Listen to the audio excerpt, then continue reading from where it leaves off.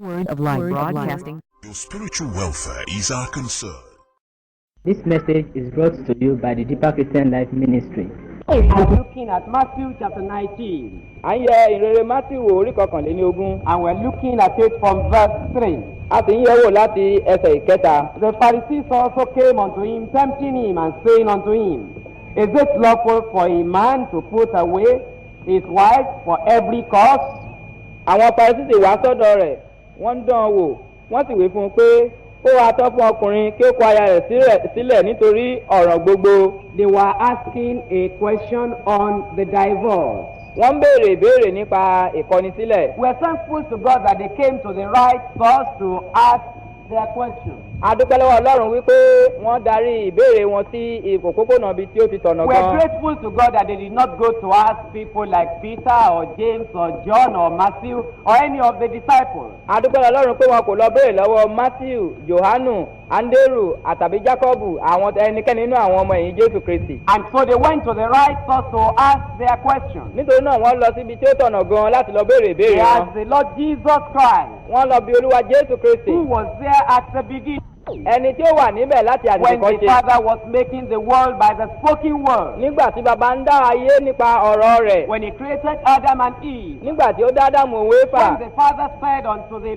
personalities of the Godhead, saying, Let us create man in our image. Nígbà tí Ọlọ́run bá àwọn ẹni mẹ́ta pàtàkì tó wà nínú Ọlọ́run sọ̀rọ̀ wípé ẹ jẹ́ ká dá ènìyàn ní àwòrán ara wa. Jesus Christ was there. Jésù Kristi wà níbẹ̀. And when God instituted the program and plan of marriage, Jesus Christ was there. Nígbà tí Ọlọ́run sì ṣe ètò àti ìlànà ìgbéyàwó, Jésù Kristi wà níbẹ̀. You remember in the teaching on sanctification where Jesus was praying, Glorify me with the glory I had with you before the foundation of the world. Ó rántí nígbà tí Jésù Kristi ń gbàdúrà nígbà tí à ń sọ̀rọ̀ nípa ìsọdúnmọ́ fún wa nígbà tí Jésù ń gbàdúrà wípé bàbá ṣe mí lógo pẹ̀lẹ́ gẹ́gẹ́ bí ògo tí mo ti ní láti ìbẹ̀rẹ̀ ayé wá. You remember Jesus said before Abraham was, I am. Ó rántí pé Jésù Kristi sọ wípé kí Ábúráhámù tó wà òun ti wà. And so we are grateful they went to ask the Lord Jesus Christ about the divorce problem. Nítorí náà a dúpẹ́ lọ́wọ́ Ọlọ́run pé wọ́n lọ bi Jésù Kristi léèrè nípa ìkọ̀sílẹ̀. They were asking, is it lawful? Is it permissible now? Is it right?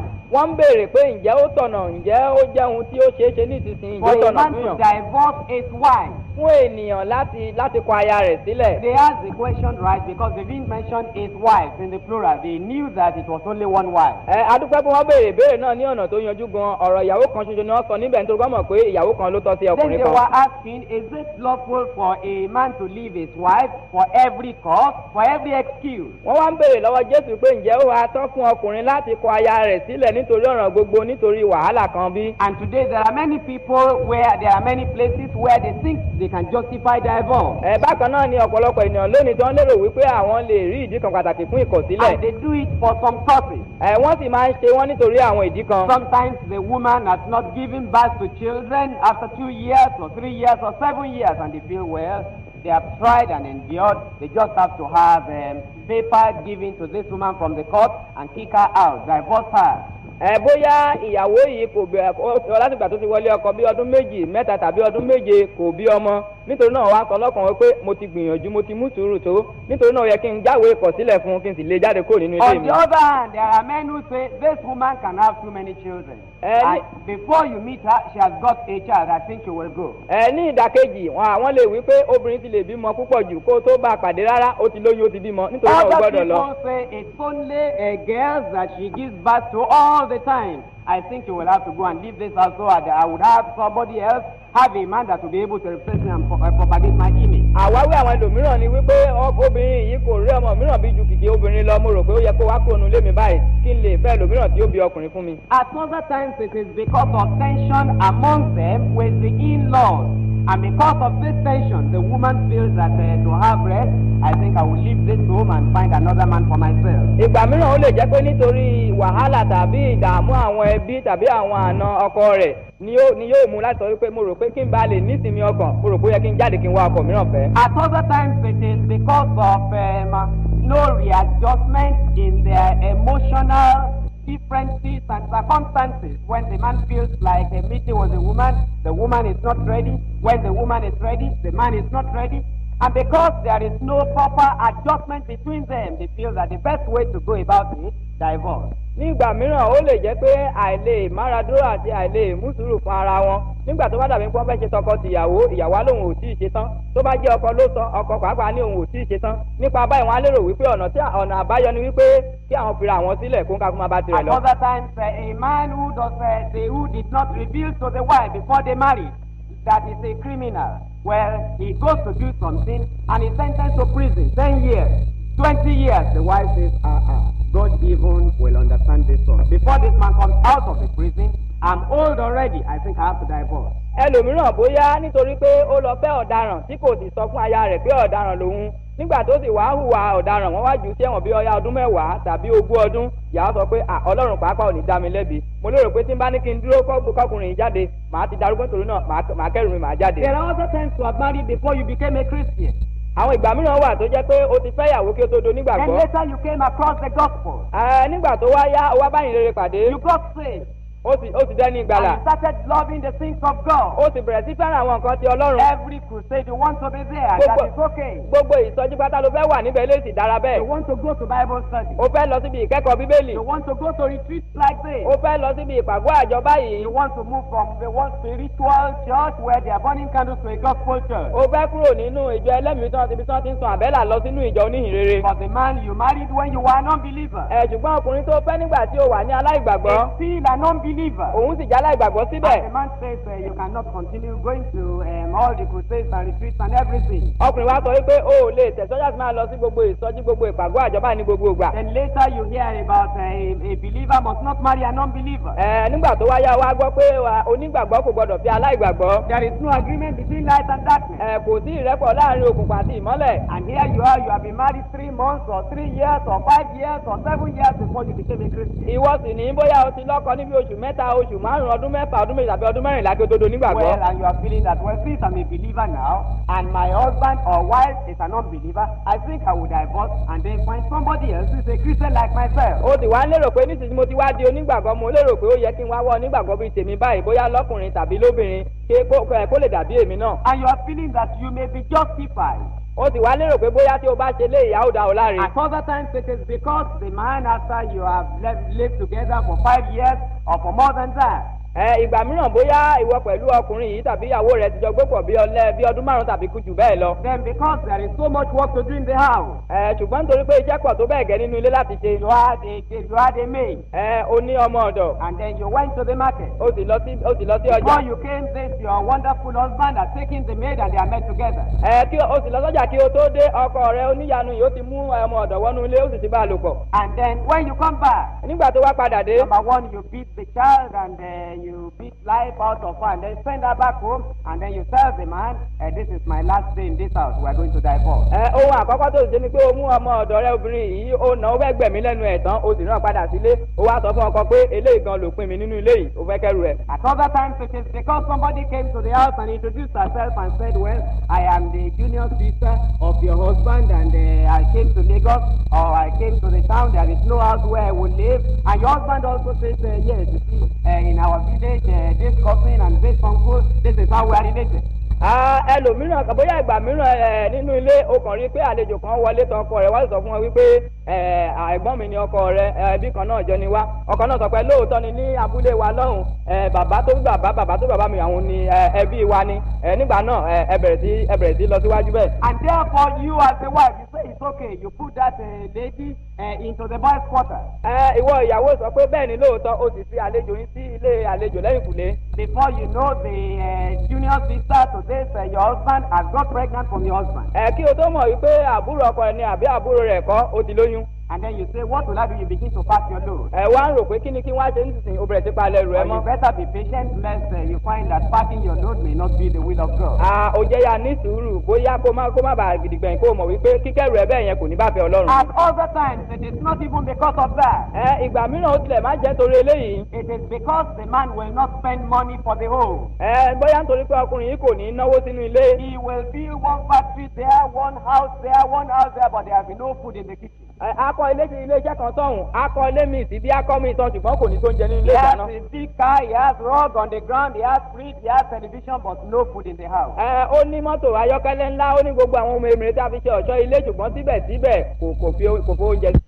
visitors come, there is wine, there are so many types of bottles in the fridge, but there's no gari in the house. Nígbà tí àwọn àlejò bá dé oríṣiríṣi ọtí ni ó kúnnú amómitutù tí ẹ gbé sínú ilé ṣùgbọ́n kò sí gàrí nínú ilé. And you have to take money out of your pocket as the wife to feed the children. Ìwọ ló sì wá ń fowó sílẹ̀ gẹ́gẹ́ bí ìyàwó láti tọ́jú àwọn ọmọ. And then you say, but in fact, in all this thing, I think I better write a deed of divorcement to this man and go and rest in another person's home. Lẹ́yìn ilé o take care of me. Lẹ́yìn ilé o wá ro gbogbo ẹ̀ títí mo lérò pé ohun tó yẹ kí n ṣe ni pé kí n jáwé kọ̀ sílẹ̀ fún ọkùnrin yìí kí n tiẹ̀ lọ wá sinmi nílé ẹlòmíràn. Or sometimes you just want to threaten him.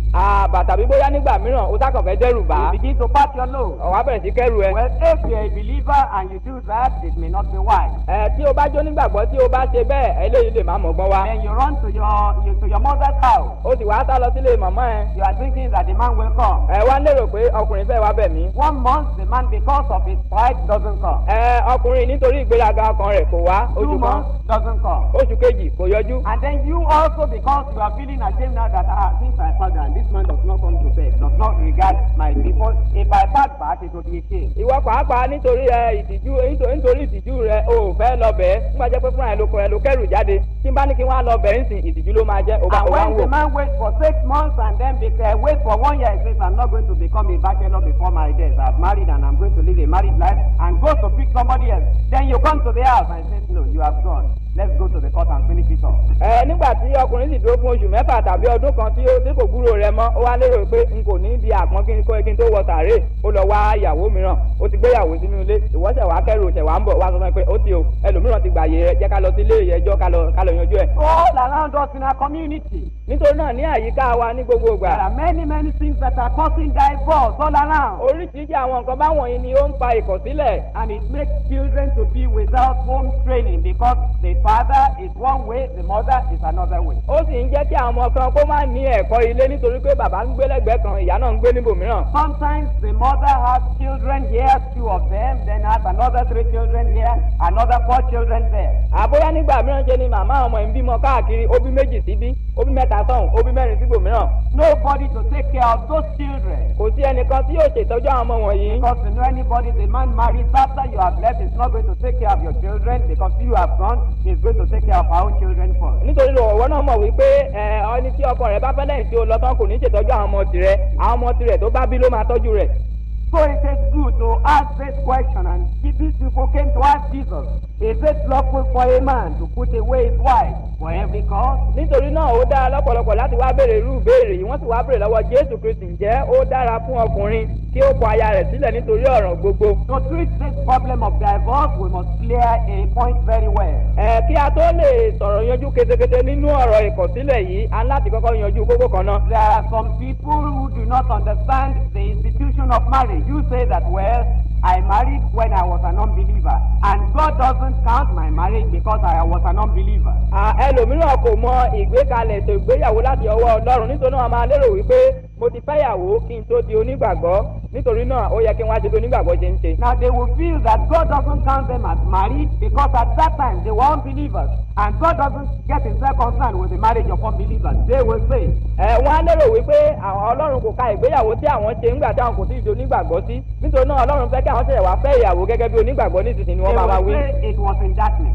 Wọ́n á ní nínú òkùnkùn làwọn ṣe. And so it did not matter to God. Nítorí náà kò tilẹ̀ kan Ọlọ́run rárá. Some people who stand for polygamy, that is almost what they say as well, that they were unbelievers at that time, and therefore God couldn't have cared whether they married 2 or 3 or 10. Àwọn ẹlòmíràn tí ó ń torí kunkun sínú àṣà ìkó obìnrin jọ ohun tí wọ́n máa fi ń ṣàwí ni wípé ìyàwó táwọn kọ́kọ́ fẹ́ àwọn fẹ́ nínú òkùnkùn nítorí ìdí èyí Ọlọ́run kò nípìn nínú ìyẹn Ọlọ́run kò fẹ́ mọ̀ nípa rẹ̀ ìdí èyí ló jẹ́ kí àwọn tó fẹ́ àwọn ẹlòmíràn tí àwọn fẹ́ lẹ́yìn rẹ̀. Now let us see from the Bible that to start with, if you have been married, whether when you were married there were only 2 people at the wedding, or the wedding was done in the court, or the wedding was done traditionally according to customs and rights in your community, or it was done in the church where the gospel is not preached.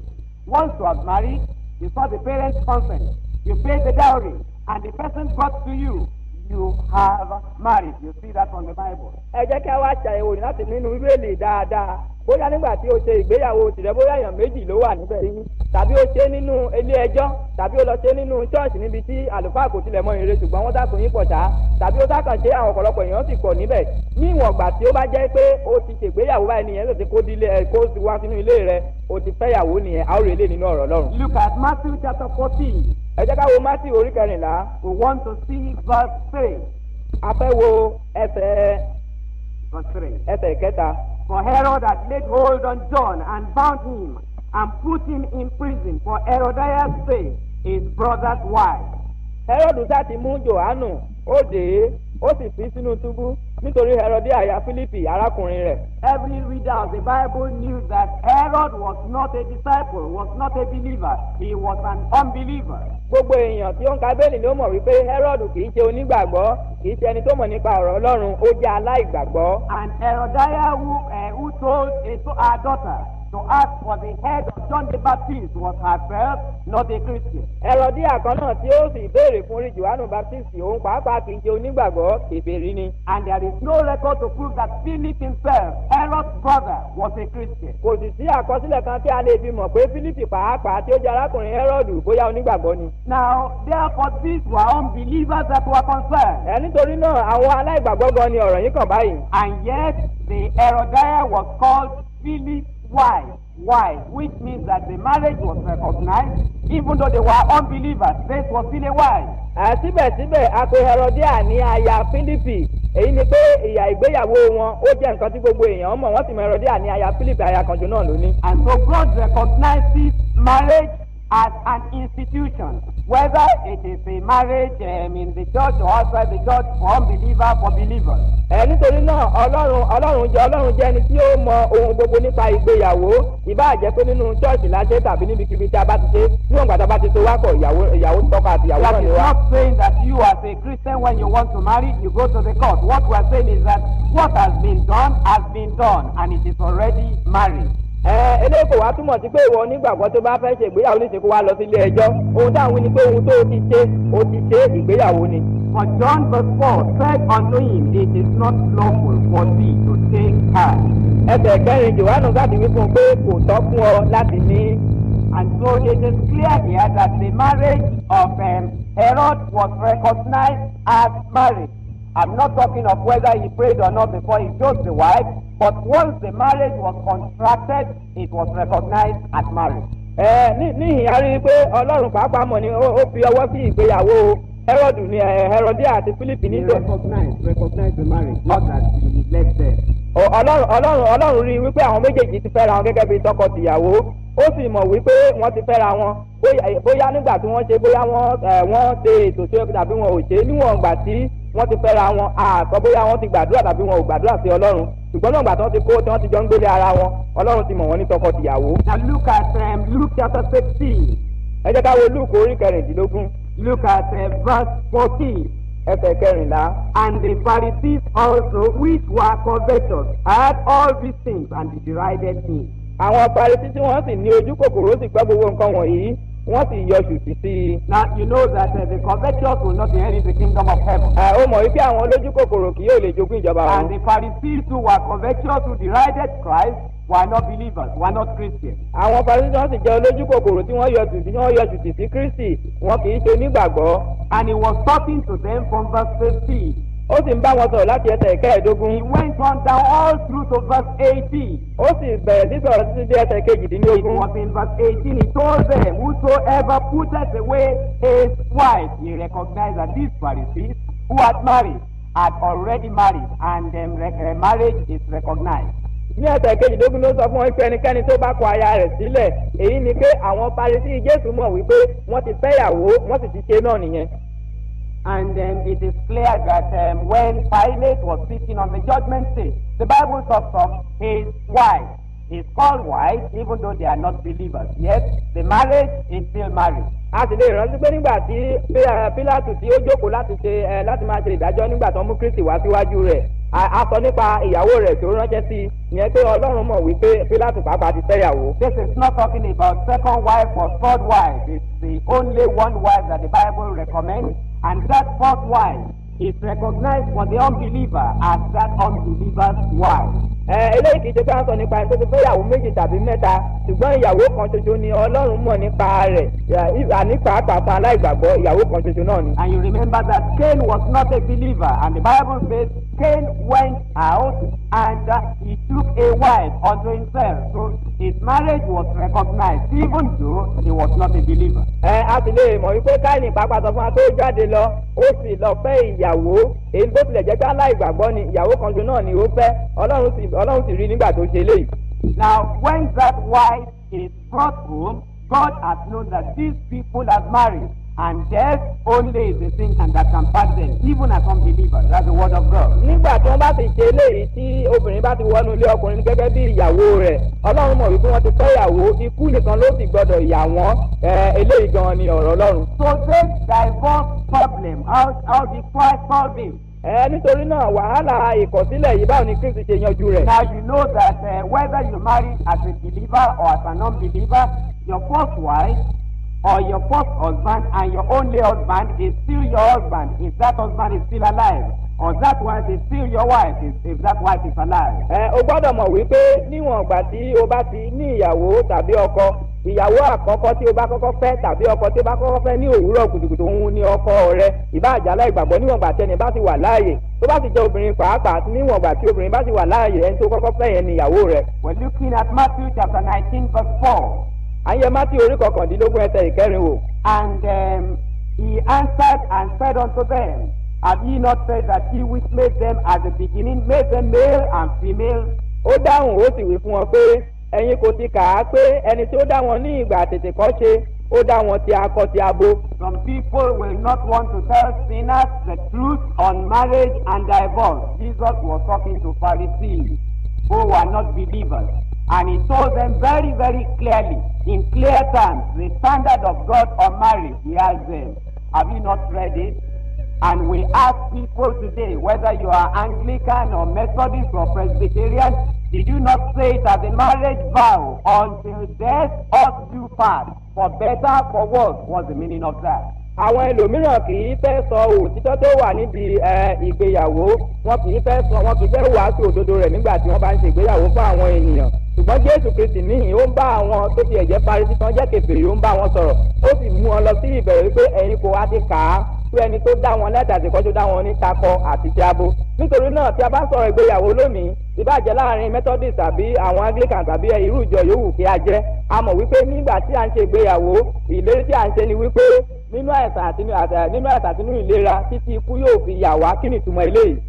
And so Jesus told them, Have you not read that he which made them at the beginning made them male and female?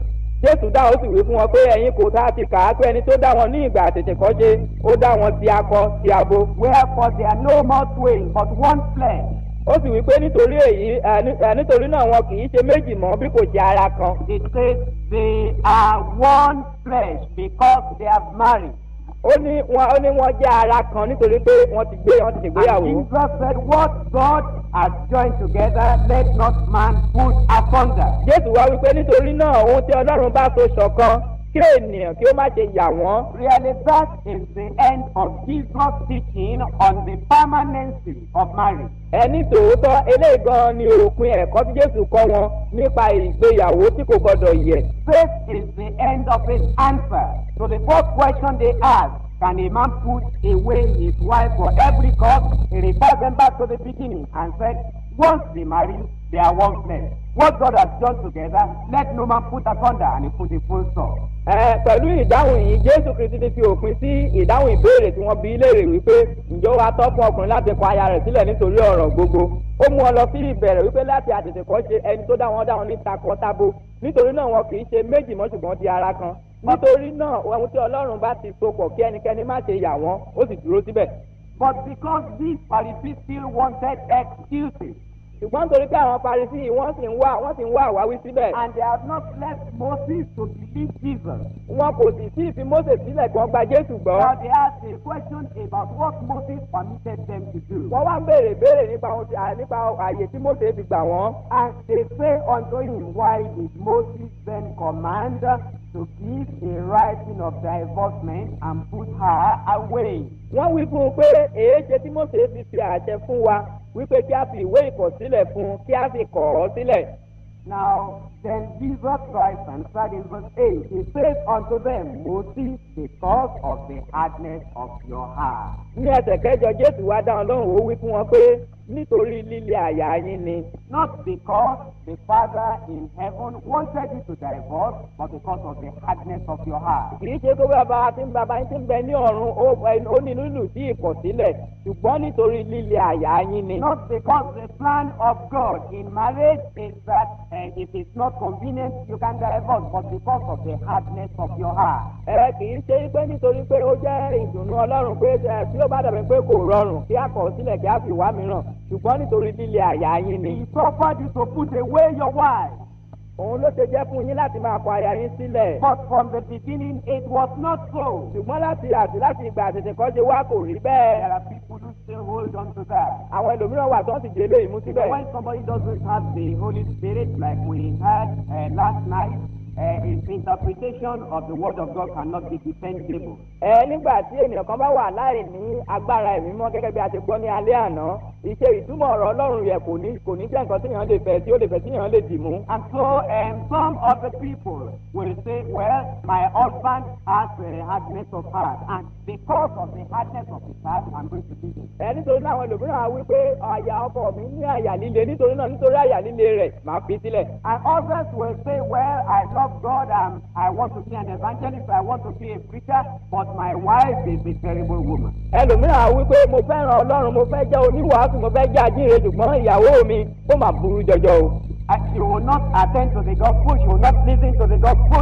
Her heart is like it, so it will take a miracle to convert her. Kò ní fẹ́ gbọ́ ìrere, kò ní fẹ́ lọ sí ìrere, níṣẹ́ àyà rẹ̀ dàbí òkúta, iṣẹ́ ìyanu gbáà ló lè yí padà. I don't want to leave her, but because of the hardness of her heart, I'm going to leave her. Mi ò fẹ́ kọ̀ sílẹ̀ ṣùgbọ́n nítorí líle àyà rẹ̀ màá kọ̀ sílẹ̀. But the Pharisees who were standing before the Lord Jesus Christ still had that hardness in their heart. Ṣùgbọ́n àwọn Farisí tó dúró níwájú Jésù Kristi síbẹ̀síbẹ̀ àyà wọn sì le náà sí. They were not saved, they were not sanctified. Àwọn kò tí ì dẹni ìgbàlà, a kò sì tí ì sọ wọ́n di mímọ́ pẹ̀lú. They came to Jesus Christ asking a question to tempt him, to trip him, and to trap him into a net. Wọ́n wá bí Jésù Kristi léèrè ọ̀rọ̀ kan kó bá a lè dán wò kan kó lè fi sínú pàkúté kan kó lè kó wàhálà bá. And since they came to him, they had not prayed for forgiveness. They didn't even make restitution that we came to tempt you.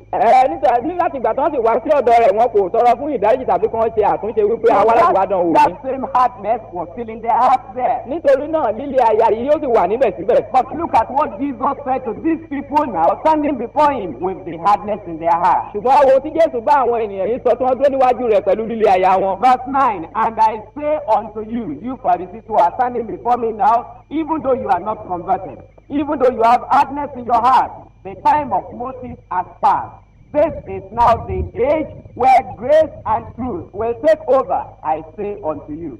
Mo sì wí fún yín, Jésù sọ fún àwọn Farisí pé ẹ̀yin Farisí dá dúró níwájú mi àti Sadusí. Mo wí fún yín nísinsìnyí wípé àkókò ti Mósè ó ti kọjá lọ, àkókò oore ọ̀fẹ́ àti ìgbàgbọ́ òun ni a wà yìí. Whosoever shall put away his wife. Ẹnikẹ́ni tí ó bá kọ aya rẹ̀ sílẹ̀. Whosoever shall put away his wife. Ẹnikẹ́ni tí ó bá kọ aya rẹ̀ sílẹ̀. Except it be for fornication. Bí kò ṣe nítorí àgbèrè. And shall marry another. Tí ó sì gbé òmíràn ní ìyàwó. Committed adultery. Ó ṣe panṣágà. And whosoever shall marry her which is put away does commit adultery. Ẹnikẹ́ni tí ó bá sì gbé ẹni tí a kọ̀ sílẹ̀ ní ìyàwó ó ṣe panṣágà. Now, what Jesus Christ said. Ó ti Jésù Kristi wí ní. There are many people who misunderstand it. Ọ̀pọ̀lọpọ̀ èèyàn ni ó ti sì gbọ́. And there are many preachers who have misunderstood it. Ọ̀pọ̀lọpọ̀ oníwàásù ni ó sì ti fi ọ̀rọ̀ yìí túmọ̀ pẹ̀lú. But we thank God because everybody has the Bible to read. Ṣùgbọ́n a dúpẹ́ Ọlọ́run pé olúkúlùkù ló ní Bíbélì láti kà. Jesus said that whosoever shall put away it was except it be for fornication. Jésù wí pé ẹnikẹ́ni tó bá kọ aya rẹ̀ sílẹ̀ bí kò ṣe nítorí àgbèrè. And so people have come about with a new theory. Nítorí náà àwọn èèyàn ti wá pẹ̀lú oríṣiríṣi ẹ̀kọ́ tuntun. Oh, they say that is true, that fornication means in love. Wọ́n sọ pé nítòótọ́ ní ilé ṣùgbọ́n àgbèrè yẹn ó túmọ̀ sí ọ̀pọ̀lọpọ̀ nǹkan. If you look on a woman to love her, even if you don't touch her, if you don't do anything, if you have the moral thought towards that other person. That's adultery, and an adultery is still part of fornication. So that person has committed fornication. Therefore, you have ground, you can divorce her. Wípé bí èèyàn tilẹ̀ wo obìnrin lásán tí ó sì ní èrò ìfẹ́kùfẹ́ nínú ọkàn rẹ̀ gẹ́gẹ́ bí ọ̀rọ̀ Ọlọ́run ó ti gbọ́ ti bá dẹ́jẹ̀ panṣágà nítorí náà ó ní àǹfààní láti kọ ènìyàn sílẹ̀. Well, if a woman, they will say, can kill another man which is not the husband, this is part of fornication, and according to the word of Jesus, she can be divorced. Tí ìyàwó ẹnìkan bá lọ fi ẹnu kó ọkùnrin mìíràn lẹ́nu irú ẹni bẹ́ẹ̀ gẹ́gẹ́ bí àlàyé Jésù Kristi ó ti ṣe àgbèrò àtàbí panṣágà ìkan náà ni wọ́n ó lè kọ̀ sílẹ̀. Or if this person left your house and then slept a day outside with one man, then you can divorce her because this is part of fornication. Tàbí bí obìnrin tó bá filé rẹ̀ sílẹ̀ ní ọjọ́ kan tó bá lọ sùn pẹ̀lú ẹlòmíràn nígbà náà ara àgbèrè náà nìyí ó ti ṣe panṣágà ó lè kọ̀ sílẹ̀. Now remember that Jesus Christ was talking to the Pharisees. Rántí pé Jésù Kristi ń bá àwọn Farisí sọ̀rọ̀. And remember that the Pharisees knew the old Mosaic law very, very much. Sì mọ̀ dájú pé àwọn Farisí bákan náà wọ́n mọ òfin Mósè dájúdájú. And remember that they were still sinners as well. Ìrántí pẹ̀lú pé ẹlẹ́ṣẹ̀ ni wọ́n síbẹ̀. If, like the interpretation of this preacher, if a man looks at a woman with a lustful intention in his heart, and if that is fornication, then every woman will have a right to divorce her husband. Gẹ́gẹ́ bí ìtumọ̀ àwọn oníwàásù pé tí èèyàn bá lọ ní èrò búburú èrò kérò nínú ọkàn nígbà tó bá wo obìnrin ó ti dẹ́ṣẹ̀ àgbèrè nìyẹn nítorí náà á wá jẹ́ ẹ̀tọ́ fún gbogbo obìnrin láti kọ ọkọ rẹ̀ sílẹ̀. Most of the sinners in the world go to dancing houses and they don't go with their wives many times. How can a man dance with another woman when he's not stoned and he will not have something in the heart that will be impure, imperfect? Of course, if that is fornication, then the wife could have divorced and everybody can divorce them. Gbogbo alamọ̀ pé gbogbo àwọn ẹlẹ́ṣẹ̀ ló máa ń lọ sí ilé ijó láti lọ jó tí wọ́n bá ti ń lọ ní ọ̀pọ̀lọpọ̀ àwọn kì í mú ìyàwó wọn dání obìnrin olóbìnrin náà máa bá jó nígbà tí wọ́n bá ti ń bá obìnrin mìíràn jó nígbà tí wọn kì í ṣe òkúta báwo ni èrò búburú àti ìfẹ́kùfẹ́ kò ṣe ní wá sọ́kàn wọn tí wọ́n bá sì ṣe eléyìí ó jẹ́ pé gbogbo ọlọ́run ni wọ́n gbọ́dọ̀ ti kọ̀yà wọn sílẹ̀ ṣùgbọ́n wọn kì í ṣe bẹ́ẹ̀. If it is that easy to be able to divorce, the disciples will not have said what they said in verse 10. Tó bá sì jẹ́ pé rọrùn tó bẹ̀rẹ̀ láti kọ ìyàwó sílẹ̀ àwọn ọmọ Jésù ò ní sọ nǹkan tí wọ́n sọ ní ẹsẹ̀ kẹwàá. In verse 10, his disciples say unto him, if the case of a man be with his wife, so be, if the case of the man be so with his wife, it is not good to marry, it is too difficult to marry. Àwọn ọmọ rẹ̀ wí fún pé bí ọ̀rọ̀ ọkùnrin bá rí báyìí sí aya rẹ̀ kò ṣàǹfààní láti gbéyàwó wọ́n wí pé ó nira jù ajẹ́ pé ó kúkú sàn kí ẹ̀ má fẹ́yàwó. The disciples who understood Jesus Christ, àwọn ọmọ rẹ̀ tí ọ̀rọ̀ tí Jésù sọ yé. they were saying, Jesus, what did you say? Wọ́n sọ pé Jésù kí ni nǹkan tó ń wí gan. He said, except for fornication. Òun ní àyàfi nítorí àgbèrè. That means that if the wife does any other thing, if it is not fornication, that she cannot be divorced. Èyí ni pé tí ìyàwó rẹ̀ bá lọ ṣe nǹkan mìíràn tí kì í bá ti ṣe àgbèrè a kò lè kọ̀ sílẹ̀ nìyẹn. If the wife became paralyzed on one part of the body, she cannot be divorced. Tí obìnrin bá lọ tí ara rẹ̀ bá kú ní ìlàjì ara dájú ajẹ́ pé wọn kò ní lè kọ̀ sílẹ̀ bákan náà. If the man has an accident and because the accident is taken to the orthopedic hospital and they have to amputate the leg, he cannot be divorced. Tí ọkọ rẹ̀ bá lọ ní jàǹbá mọ́tò tí ẹsẹ̀ rẹ̀ kan sì gbé tí wọ́n gbé lọ sílé ìwòsàn tí wọ́n gbé ẹsẹ̀ yìí kan kúrò síbẹ̀síbẹ̀ kò ìyàwó gbọdọ̀ kọ́kọ́ ìsílẹ̀. It is for better and for worse. Nítorí ó wà fún ire àti búburú ni. That is why you must personally fear any church that changes that marriage vow. And then when they are marrying people, they say for better, for best, and for health, and for prosperity, for everything, everybody in the church will say amen. It is not right, it is still for better, for worse. Nítorí náà o ní láti bẹ̀rù kí o sì sá fún ìjọkíjọ tí ó bá yí ètò ìgbéyàwó padà sí tí wọ́n sọ wípé fún ire àti ire fún ọ nígbà owó àti nígbà níní tí wọ́n yí padà a gbọ́dọ̀ sá fún ìjọba nítorí pé ní ìgbà ibi àti nígbà ire ni awí kò yí padà. At the time of sickness, at the time the woman is serving for child, when she is not attractive, you cannot divorce her and then go to a woman outside. Nígbà àìsàn tàbí nígbà tí obìnrin yìí bá wúwo fún oyún tí ó sì dàbẹ̀ pé kò tiẹ̀ wú ni lójú síbẹ̀síbẹ̀ o kò ní láti kọ ìyàwó rẹ̀ o kò ní láti kọ aya rẹ̀ sílẹ̀ o ní láti rọ̀gbọ́n náà ni. If she does not know how to cook, how to feed the ground, how to wash herself, how to wash clothes, she cannot be divorced. That's why Peter and the others said, Jesus, this new kingdom laws and rules are difficult. If the case of the man be so with his wife, it is not good to marry. Bí obìnrin yìí kò bá mọ̀ lẹ́gbá tí ò lè ṣe ń jẹ tí ò lè fọṣọ tí ò mọ̀ bí a ti wẹ̀ síbẹ̀síbẹ̀ wọn kò lè kọ̀ sílẹ̀ ìdí sáàmù ẹ̀mí sọ pé Jésù òfin májẹ̀mú tuntun ti ìjọba tuntun ó máa nira ìyẹn pé bó bá rí báyìí ò gbọdọ̀ kọ̀ ìyàwó ẹ̀ sílẹ̀ náà síbẹ̀. And so you can see that people who misinterpret the except for fornication, they interpret it in a way that it is easy to be divorced. Nítorí náà àwọn èèyàn tí wọ́n ń túmọ̀ ọbẹ̀ àyàfi nítorí àgbèrè sí ọ̀nà tiwọn èyí ni pé wọ́n mú ọ̀rọ̀ ìkọ̀sílẹ̀ rọrùn fún ènìyàn láti ṣe. Well, we are going to examine the references that touch on divorce. Àwọn òye àwọn ẹsẹ̀ ọ̀rọ̀ Bíbélì wòrí tí ó sọ nípa ìkọ̀sílẹ̀. Read them through one by one. A ó sì kà wọ́n ní títẹ̀ntẹ̀lé. And then you are going to see for yourself. Ìwọ náà yóò sì rí fúnra rẹ. The interpretation of that except for fornication ought to be. Ohun tí ìtumọ̀ àyàfi nítorí àgbèrè tó bá já sí. Already you have seen that it cannot be just a simple thing that a man looks on a woman or did something that is impure, because if it was so, almost everybody will be justified to divorce. But it is not that easy. That is why the disciples cried and said, "This is difficult." Nísinsìnyí o ti mọ̀ wípé kì í ṣe pé bóyá tí ẹnìkan bá ti wo ẹnìkan pẹ̀lú ìfẹ́kùfẹ́ nínú ọkàn rẹ̀ ó lè kọ̀ sílẹ̀ ní tàbí tí ó bá ti ṣe nǹkan ṣá ó lè kọ̀ sílẹ̀ rárá a ti mọ̀ pé kò lè rí bẹ́ẹ̀ tó bá jẹ́ bẹ́ẹ̀ ni gbogbo yẹn bá ti ní àǹfààní àti kọ ìyàwó tàbí ọkọ wọn sílẹ̀ ìdí nípa àwọn ọmọ ìsìn sọ pé ó nira lọ́pọ̀lọpọ̀. Matthew chapter 5. Matthew orí 5. We're looking at verses 31 and 32. Ẹsẹ̀ ìkọkànlélọ́gbọ̀n àti ìkejìlélọ́gbọ̀n. It has been said, "Whosoever shall put away his wife."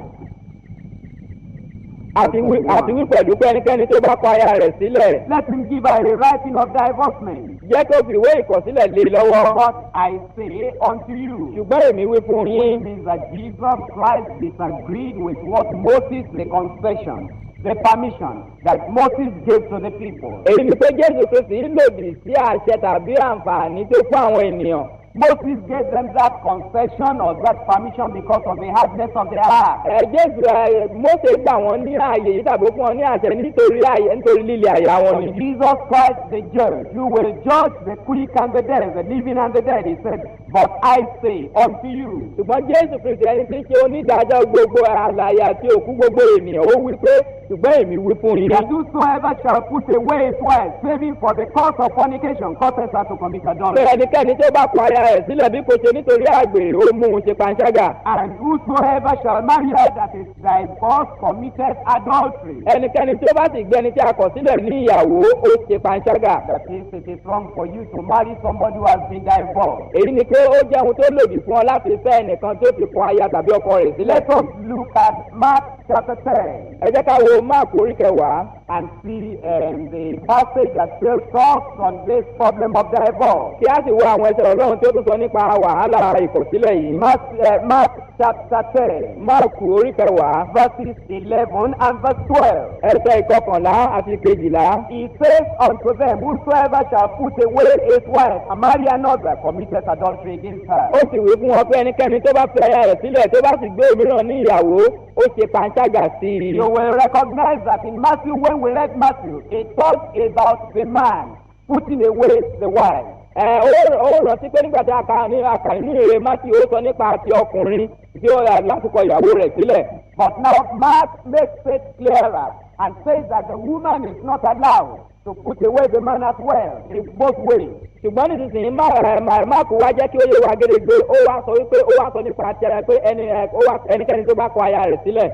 Verse 12, and if a woman, verse 11 are talked about a man. Now verse 12, and if a woman shall put away her husband and be married to another, she committed adultery. Ẹsẹ̀ 11 sọ nípa ti ọkùnrin pé kò gbọdọ̀ kọ aya rẹ̀ sílẹ̀. Ṣùgbọ́n ẹsẹ̀ 12 wípé bí obìnrin kan bá sì fi ọkọ rẹ̀ sílẹ̀ tí a bá sì gbé níyàwó fún ẹlòmíràn ó ṣe panṣágà. Now you will recognize that here in Mark it doesn't even put except for fornication. Ó rí wípé nínú ìrètí Máàkù yìí kò tilẹ̀ fi ṣùgbọ́n kan pé bóyá nítorí àgbèrè síbẹ̀. And when the Holy Spirit does not put something, there is a reason for not putting it. Nígbà tí ẹ̀mí Ọlọ́run kò bá sì fi nǹkan kan sínú ẹ̀ tí kò bá fi nǹkan kún ọ̀rọ̀ yìí ó ní ìdí tó fi ṣe bẹ́ẹ̀. When the Holy Spirit puts something, there is a reason for putting it. Nígbà tí ẹ̀mí Ọlọ́run tí ó bá sì fi nǹkan mìíràn kún ó ní ìdí tó fi kún pẹ̀lú. You will see the reason later. ó rí ìdí ìdàgbà tí Luke a ti chapter tẹ̀síwájú. 16 verse 18. Lúùkù orí kẹrìndínlógún ẹsẹ̀ kejìdínlógún. Luke 16, not 18. Lúùkù orí kẹrìndínlógún ẹsẹ̀ kejìdínlógún. Whosoever putteth away his wife and marrieth another committeth adultery. ẹnikẹ́ni tó bá kọ aya rẹ̀ sílẹ̀ tí ó sì gbé òmíràn ní ìyàwó ó ṣe panṣágà. You will see again that the step of fornication is committed here and the Holy Spirit has a reason. ó rí wípé níyìn a kò fi kún wípé àyàfi nítorí àgbèrè ẹ̀mí mọ́ tó ṣe bẹ́ẹ̀ ó nídìí kan. And whosoever marrieth her that is put away from her husband committeth adultery. ẹnikẹ́ni tó bá sì gbé ẹni tí ọkọ rẹ̀ kọ̀ sílẹ̀ ní ìyàwó ó ṣe panṣágà. And then we want to see in Romans chapter 7. a fẹ́ yọ ẹ̀ṣẹ̀ rẹ̀ nínú Róòmù orí keje. Romans chapter 7. àwọn ará Róòmù orí keje. And you remember that it was Paul who wrote the epistle to the Romans. ó sì rántí pé Pọ́ọ̀lù ni ó kọ ẹ̀písẹ́lì sí àwọn ará You Róòmù. will also recognize that the Romans were not Jews. ó sì lè mọ̀ pẹ̀lú pé àwọn ará Róòmù kì í ṣe Júù. And these were people who had received the Lord, who had come to the Lord as a personal Savior. àwọn ènìyàn wọ̀nyí sì lẹni tó ti gba Olúwa gẹ́gẹ́ bí olùgbàlà wọn. And he was teaching them on marriage at this time. ó sì ń kọ́ wọn nípa ìgbéyàwó ní àkókò yìí. And he was now talking in chapter 7 of Romans. ó sì ń sọ nínú ẹsẹ̀ ìkeje Róòmù. Then let me tell you something. jẹ́ kí wọ́n sọ wọn kan fún ọ. That the people who were at Rome, who had the epistle to the Romans, they didn't get any other epistle to read because the Bible was not put at that time into a single book. ẹ̀wù tí àwọn tó wà ní Róòmù nígbà náà wọn kò ní àǹfààní àti ka ẹ̀písẹ́lì mìíràn tàbí ohun mìíràn nítorí pé nígbà náà a kò tí ì ka gbogbo àwọn ìwé bíbélì papọ̀ sójú kan náà. All the teaching on divorce or marriage or whatever it is for marriage that they had was in just what I'm going to read now. ohun gbogbo tí wọ́n gbọ́ nípa ìgbéyàwó ìpọ̀jù láti gbogbo rẹ̀ ojú kan ṣoṣo wọn rí ìkà náà nìyí. And we're reading Romans chapter 7 from verse 1 to verse 3. Róòmù orí keje ẹsẹ̀ ìkejì dé ìkẹta. Know ye not, brethren, for I speak to them that know the law. tàbí ẹ̀yin ha ṣe aláìmọ̀ ọ̀rá nítorí àwa tí ó mọ òfin lè mí ń bá sọ̀rọ̀. Well, you know that they could know the law because in Romans chapter 2, he had told them that the Gentiles who had not the law, when they did things contrary to the law, they were accused. When they did things according to the law, they were excused. And therefore, they not having the law, show that the law is written on their heart. ló ti jáde mọ̀ pé bóyá wọ́n á mọ òfin nítorí pé ní oríkejì ó sọ fún wọn wípé àwọn kèfèrí tí kò mọ òfin a kò dáhùn lẹ́jọ́ nípa òfin ṣùgbọ́n nítorí pé wọ́n ti wá gbọ́rọ̀ Ọlọ́run báyìí a ti kọ òfin sí àyà wọn. He says that when they do things according to the law, they are justified. When they do things against the law, they are accused. So it shows that law has been written in their heart. pé nígbà tí wọ́n bá hùwà lòdì sí òfin a ó dá wọn lẹ́bi ṣùgbọ́n nígbà tí wọ́n bá ṣe gẹ́gẹ́ bí òfin ti wí a ó dá wọn láre èyí fi hàn wípé a ti kọ òfin yìí sí àyà wọn. Then you know that. And so Paul was saying, know ye not, brethren, for I speak to them that know the law. How does the law has dominion over a man as long as he lives? tàbí ẹ̀yin àṣẹ aláìmọ̀ ara nítorí àwọn tí ó mọ òfin lè mí ń bá sọ̀rọ̀ pé òfin ní ipa lórí ènìyàn níwọ̀n ìgbà tí ó bá wà láàyè. A woman which has an husband is bound by the law to her husband so long as he lives. nítorí obìnrin tí ó ní ọkọ ìwọ̀n ìgbà tí ọkọ náà wà láàyè á fi òfin dè é mọ́ ọkọ náà. But if the woman be dead, she is loose from the law of her husband. ṣùgbọ́n bí ọkọ náà bá kú á tú u sílẹ̀ kúrò nínú òfin ọkọ rẹ̀. It is best that such the marriage vow or such the marriage relationship that terminates the marriage contract. ikú ni ó máa ń fi òpin sí àdéhùn tí ọkọ àti ìyàwó ṣe ní ọjọ́ ìgbéyàwó. And in verse 3 it says, so then if while her husband liveth, she be married to another man, she shall be called an adulteress. ní ẹsẹ̀ kẹta wá wípé ǹjẹ́ bí ó bá ní ọkọ mìíràn nígbà tí ọkọ rẹ̀ wà láàyè panṣágà ni a ó pè é. But if her husband be dead, she is free from that law, so that she is no adulteress, though she be married to another man. That's after the death of the husband. ṣùgbọ́n bí ọkọ rẹ̀ bá kú ó bọ́ lọ́wọ́ òfin náà yóò sì jẹ́ panṣágà bí ó bá ní ọkọ mìíràn mọ́ yìí ni pé lẹ́yìn tí ọkọ rẹ̀ bá ti kú. I'm looking at 1 Corinthians chapter 7. Kọ́ríńtì kìíní orí keje. We're looking at all these things that relate to marriage and divorce. à ń yẹ gbogbo àwọn nǹkan wọ̀nyí tí ó sọ nípa wàhálà ìkọ̀sílẹ̀ yìí àti ìgbéyàwó. 1 Corinthians chapter 7.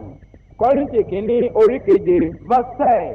ẹsẹ̀ ìkẹwàá. Unto the married I command, yet not I, but the Lord. let not the wife depart from her husband. ṣùgbọ́n àwọn tí ó ti gbéyàwó ni mo sì ń pàṣẹ fún ṣùgbọ́n kì í ṣe èmi bí kò ṣe olúwa kí aya má ṣe fi ọkọ rẹ̀ sílẹ̀. But and if she depart, let her remain unmarried. ṣùgbọ́n bí ó bá sì fi sílẹ̀ kí ó wà ní àìlọ́kọ. That one is separation. Separation is different from divorce. Eléyìí jẹ́ ìyapa yàtọ̀ sí ìkọ̀sílẹ̀. That is, if you separate from your wife or separate from your husband because of one reason or the other, it means you are saying you want to live without enjoying marital privileges anymore. If we depart, let her remain unmarried, or, which is better, be reconciled to her husband. Èyí ni pé tí o bá yàn láti fi ọkọ tàbí ìyàwó rẹ̀ sílẹ̀ bóyá nítorí ìdààmú tàbí wàhálà kan, èyí ni pé o fẹ́ dá wà gedegbe, o kò sì ní àǹfààní tí ẹni tó wà nílé ọkọ máa ń jẹ, o fẹ́ dá dó gedegbe fúnra rẹ̀. Nígbà náà ni o lè ṣe lè ṣùgbọ́n tí o kò bá lè faradà kí o lọ bá ọkọ rẹ̀ làjà. And let not the husband put away his wife. Kí ọkọ kí ó má kọ aya rẹ̀ sílẹ̀. I'm looking at verse 39. Mo ń wo ẹsẹ̀ kọkàndínlógójì. The wife is bound by the law as long as her husband liveth. A fi òfin dé obìnrin níwọ̀n ìgbà tí ọkọ rẹ̀ bá wà láàyè. But if her husband be dead, she is at liberty to be married to whom she will. Only in the Lord after the death of the husband. Ṣùgbọ́n bí ọkọ rẹ̀ bá kú, ó di òmìnira láti bá ẹnikẹ́ni tí ó wù gbéyàwó kìkì nínú Olúwa lẹ́yìn tí ọkọ rẹ̀ bá kú tán. Some people neglect verses 10 and 11 and they neglect verse 39. Ọ̀pọ̀lọpọ̀ ènìyàn ni ó máa ń gbójú fún ẹsẹ̀ kẹwàá àti kọkànlá àti ẹsẹ̀ kọkàndínlógójì. Just read verses 12 to 16 and interpret verses 12 to 16 alone in isolation without looking at verse 39. Wọ́n sì wá kà láti ẹsẹ̀ kejì láti dé ẹsẹ̀ kẹrìndínlógún. Wọ́n wá ṣe ìtumọ̀ ọ̀rọ̀ yìí lọ́tọ̀ gedegbe láì yẹ ẹsẹ̀ kọkàndínlógójì wò. Verse 39 is saying that in this chapter, if you are married and you cannot divorce until if your husband dies alone, that is the time you can marry another person. Ẹsẹ̀ kọkàndínlógún tí ó parí orí yìí ó wá sọ wípé nínú ọgbà tí ó bá ti níyàwó tàbí tí ó bá ní ọkọ, ó lè kọ̀ ọ́ sílẹ̀ àfi tí ó bá kú. Not the will of God. Àti pé kí ìyapa pàápàá kì í ṣe ìfẹ́ Ọlọ́run. Even when you leave your husband and you say, well, I'm not going to enjoy marital privileges, I'm going to live alone, I will cater for myself, I'll cook for myself, I'll provide for myself. It is not the perfect will of God. Pàápàá ní tí ó bá yára sọ́tọ̀ kúrò lọ́dọ̀ ìyàwó rẹ̀ tí ó sọ pé o fẹ́ dá wà, ó máa ṣe oúnjẹ fúnra, ó máa ṣe gbogbo fúnra rẹ̀. Eléyìí kò bá ìfẹ́ pípé Ọlọ́run mu. But because of the situation of the Corinthians, their difficulty, ṣùgbọ́n nítorí wàhálà tí ó wà láàrin àwọn ará Kọ́ríńtì, Paul was giving them a permission to separate without remarrying. ṣùgbọ́n nítorí náà ni Paul ṣe fún ọ ní ààyè láti yapa ṣùgbọ́n kì í ṣe láti tún lọ fẹ́ ìyàwó tàbí ọkọ mìíràn. Because if he gave them a permission and a right to marry when the husband or the wife is still alive, he cannot say what he said in verse 39. Nítorí tó bá jẹ́ pé ó fún ọ ní ààyè láti kọ ìyàwó tàbí ọkọ sílẹ̀ nígbà tí irú ẹni bẹ́ẹ̀ bá ti wà láàyè, kò ní wá sọ ohun tó sọ ní ẹsẹ̀ kọkàndínlógójì. Because in verse 39 he tells them very emphatically, telling the Corinthians, and this is the conclusion of his marriage writing he wrote here, he said, the wife is bound by the law as long as her husband liveth. Ó wá sọ ní ẹsẹ̀ kọkàndínlógójì ní ìparí gbogbo ohun tó sọ nípa ìgbéyàwó pátápátá wípé a fi òfin de obìnrin níwọ̀n ìgbà tí ọkọ rẹ̀ bá wà láàyè. But if her husband be dead, only death alone. Ṣùgbọ́n bí ọkọ rẹ̀ bá kú, àní ikú nìkan ṣoṣo. Only then she is at liberty to be married to whom she will, and even then, only in the law. Ìgbà náà ló di òmìnira láti bá ẹnikẹ́ni tí ó wù ú gbéyàwó, ṣùgbọ́n kìkì nínú Olúwa tún ni. And that means that she will go and marry somebody who is alone. Èyí ni pé yóò lọ fẹ́ ẹnìkan tí ó dá wà lóhùn nìkan. That means if your husband dies and you are now at the age of 48 as a woman.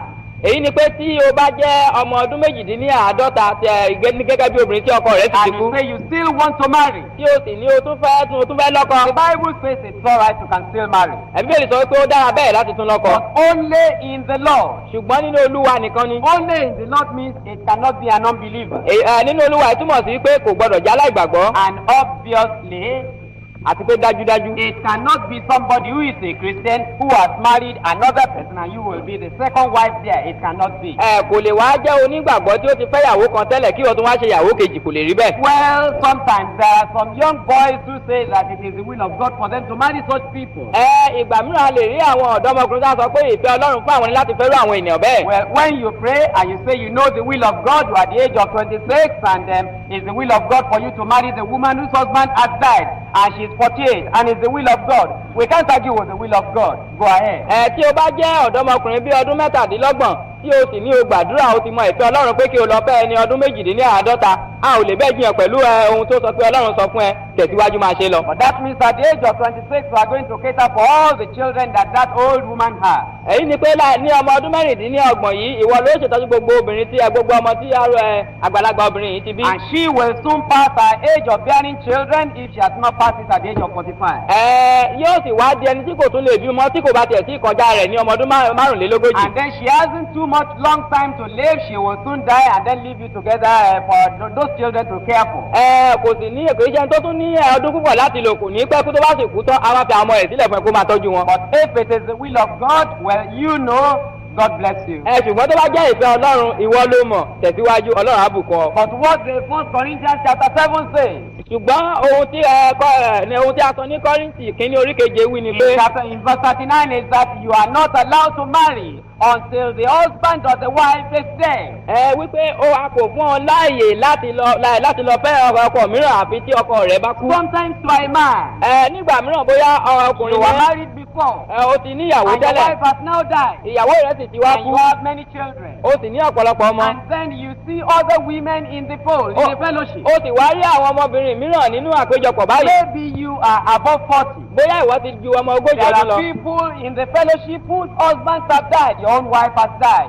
Bóyá o rí àwọn ẹlòmíràn tí ọkọ wọn ti kú, ìyàwó tiẹ̀ pàpà ti kú. But when you go to pray. Nígbà tó bá lọ gbàdúrà. You don't want to be led to any of the women whose husbands have died and who are free to marry. You want to be led to members of the choir who are 24 or 23 or 28. Nígbà tí o bá lọ gbàdúrà o ò ní fẹ́ kí Ọlọ́run kó darí ẹ̀ sí ẹni tí ọkọ rẹ̀ ti kú yẹn tó ti dàgbà bíi tiẹ̀, ṣùgbọ́n àfẹ́ kí Ọlọ́run kó darí ẹ̀ sí àwọn ọmọbìnrin tó wà nínú akọrin, àwọn ọmọ ọdún méjìdínlọ́gbọ̀n, àwọn ọmọ kéékèèké bẹ́ẹ̀ yẹn. And as an old person you want these little girls who are still studying and getting on in their education to be trapped into bondage.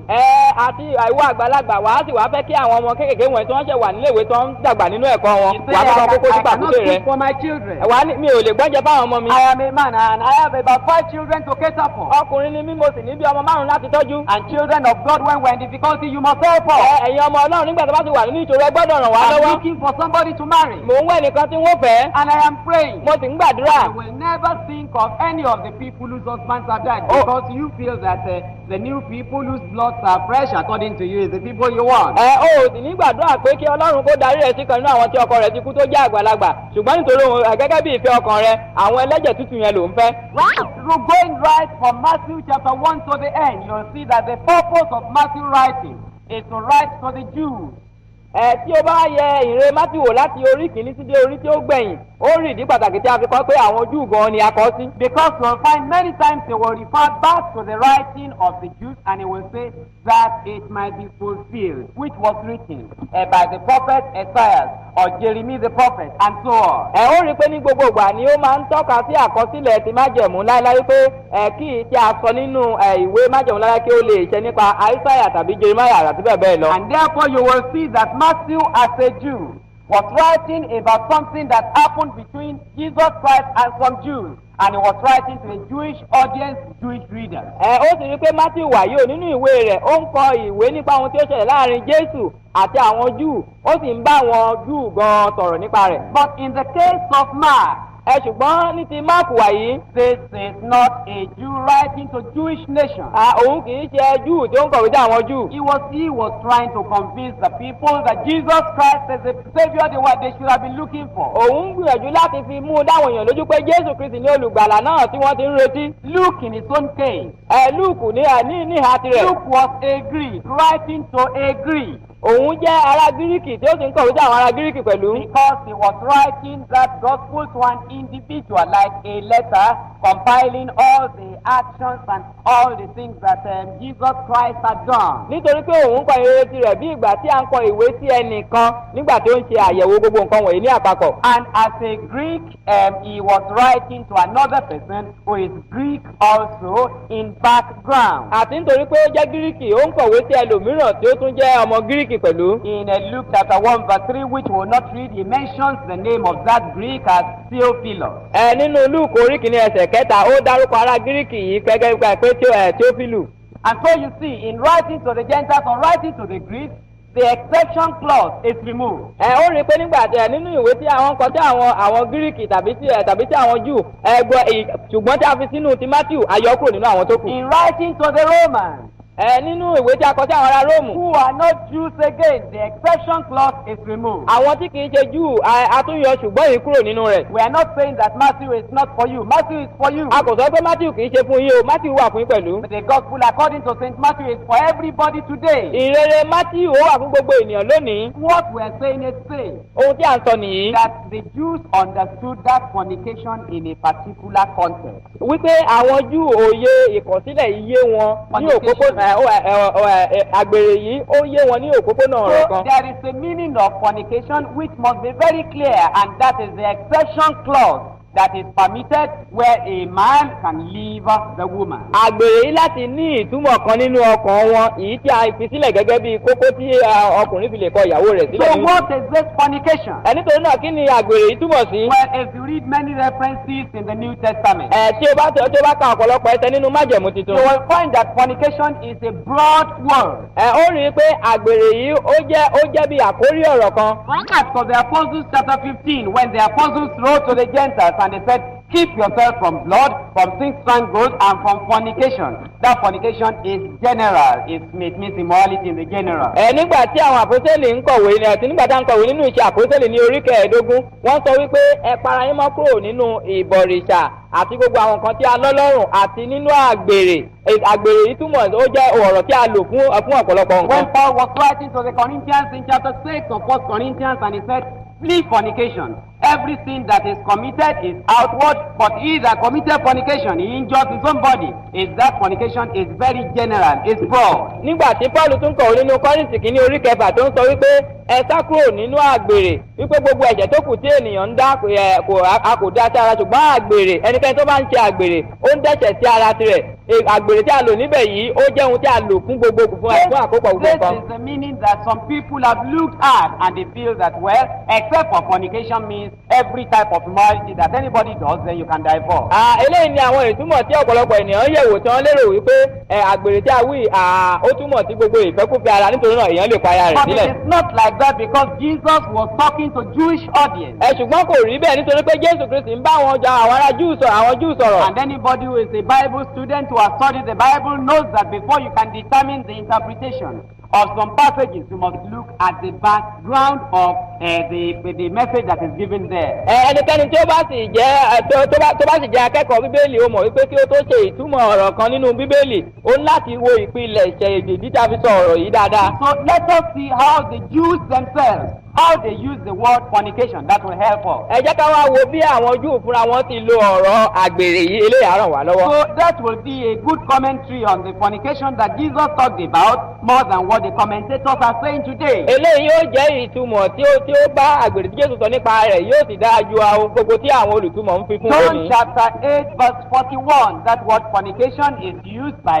Jews in the Jewish context, the way they understood what fornication meant, and the way they would have understood the exception clause of Jesus. nínú Jòhánù orí kẹjọ ẹsẹ̀ kọkànléní ogójì a rí gẹ́gẹ́ bí wọ́n ti lo àgbèrè níbẹ̀ a sì lò àwọn Júù ni ó sì lò yóò sì sọ ìtumọ̀ ohun tí à ń wí fún wa. Ye do the deeds of your father. That's Jesus talking to the Jews. Jésù ni ó bá àwọn Júù sọ ní ìbí kẹ́ ẹ̀yin ṣe iṣẹ́ bàbá yín.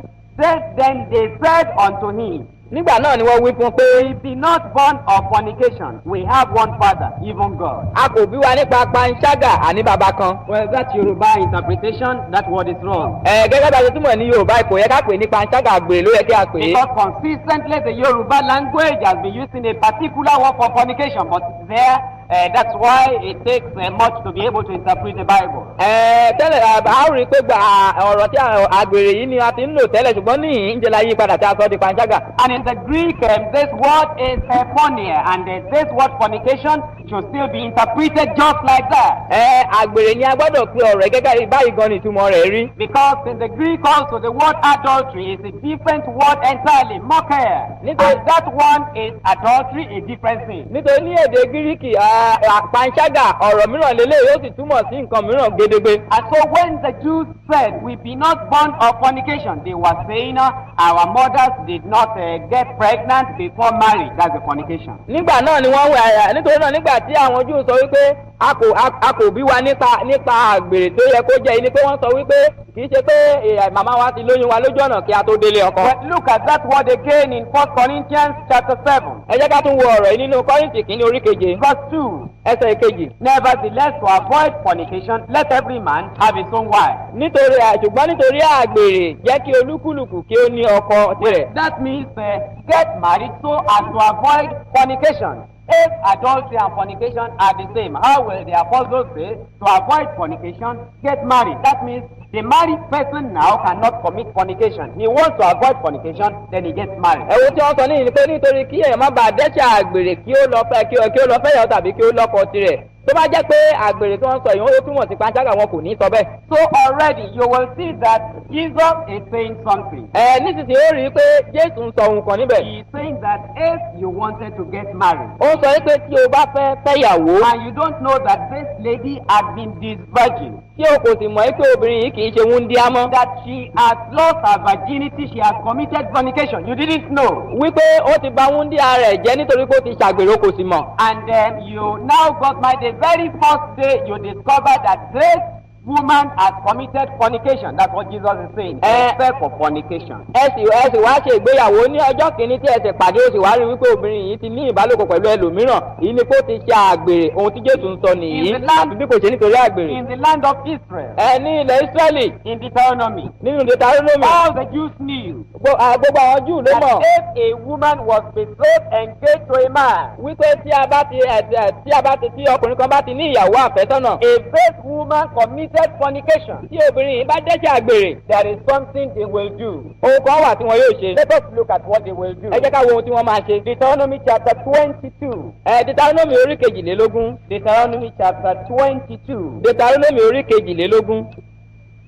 Verse 23. Ẹsẹ̀ kẹtàlélógún. If a damsel that is a virgin be betrothed, that is engaged to an husband. Bí ọmọbìnrin wúndíá kan bá wà tí àti àfẹ́sọ̀nà fún ọkọ. And a man find her in the city and lie with her. Tí ọkùnrin kan sì rí i ní ìlú tí ó sì bá a dàpọ̀. Let me read it again, and I want you to pay attention because this is very important and essential for us. Jẹ́ kí n tún kà dáadáa mo sì fẹ́ kí o ṣe àkíyèsí orí pé lè ṣe kókó ṣe pàtàkì fún wa. If a damsel, a lady that is a virgin, be betrothed, that is engaged to an husband. Bí ọmọbìnrin wúndíá kan tí kò tí ì lọ́kọ ṣùgbọ́n tí ó ti ní ọkọ àfẹ́sọ́nà bá wà tí ó jẹ́ àfẹ́sọ́nà fún ọkọ rẹ̀. Now I want to ask you a question. Mo fẹ́ bi ọ́ ní ìbéèrè kan. In this verse 23. Ní ẹsẹ̀ kẹtàlélógún yìí. Has this virgin come to the house of the man? Ǹjẹ́ wúndíá yìí ti délé ọkùnrin yìí? What? But look at the word that is used there, husband. Ìgbẹ́ jẹ́ ká wá wo ọ̀rọ̀ tí a lò níbẹ̀, ọkọ ni a pè é o. Because in the language of the Jews, if somebody is engaged to the other one, it's already called a wife and he is already called a husband. Nítorí ní àṣà àwọn Júù nígbà tí ẹnìkan bá ti ní obìnrin kan ní àfẹ́sọ́nà, a ó ti máa pe àwọn méjèèjì ní ọkọ ìyàwó. That is why the angel from heaven talked to Mary, the wife of Joseph, before they came together. When Joseph wanted to give her away because of the pregnancy, the angel said, "Fear not to take what? Thy wife," although they are not. Jésù fẹ́ kọ sílẹ̀ ní ìkọ̀kọ̀. Jángẹ́lì Ọlọ́run sì wá sọ fún Jósẹ́fù wípé má ṣe bẹ̀rù láti mú Màríà aya rẹ̀ bó tilẹ̀ jẹ́ pé wọn ò tí ì délé ara wọn. If you don't understand the Oriental custom, that is the custom of the Jews, how they will call person husband or call a person a wife, before they really had the wedding, only after the engagement.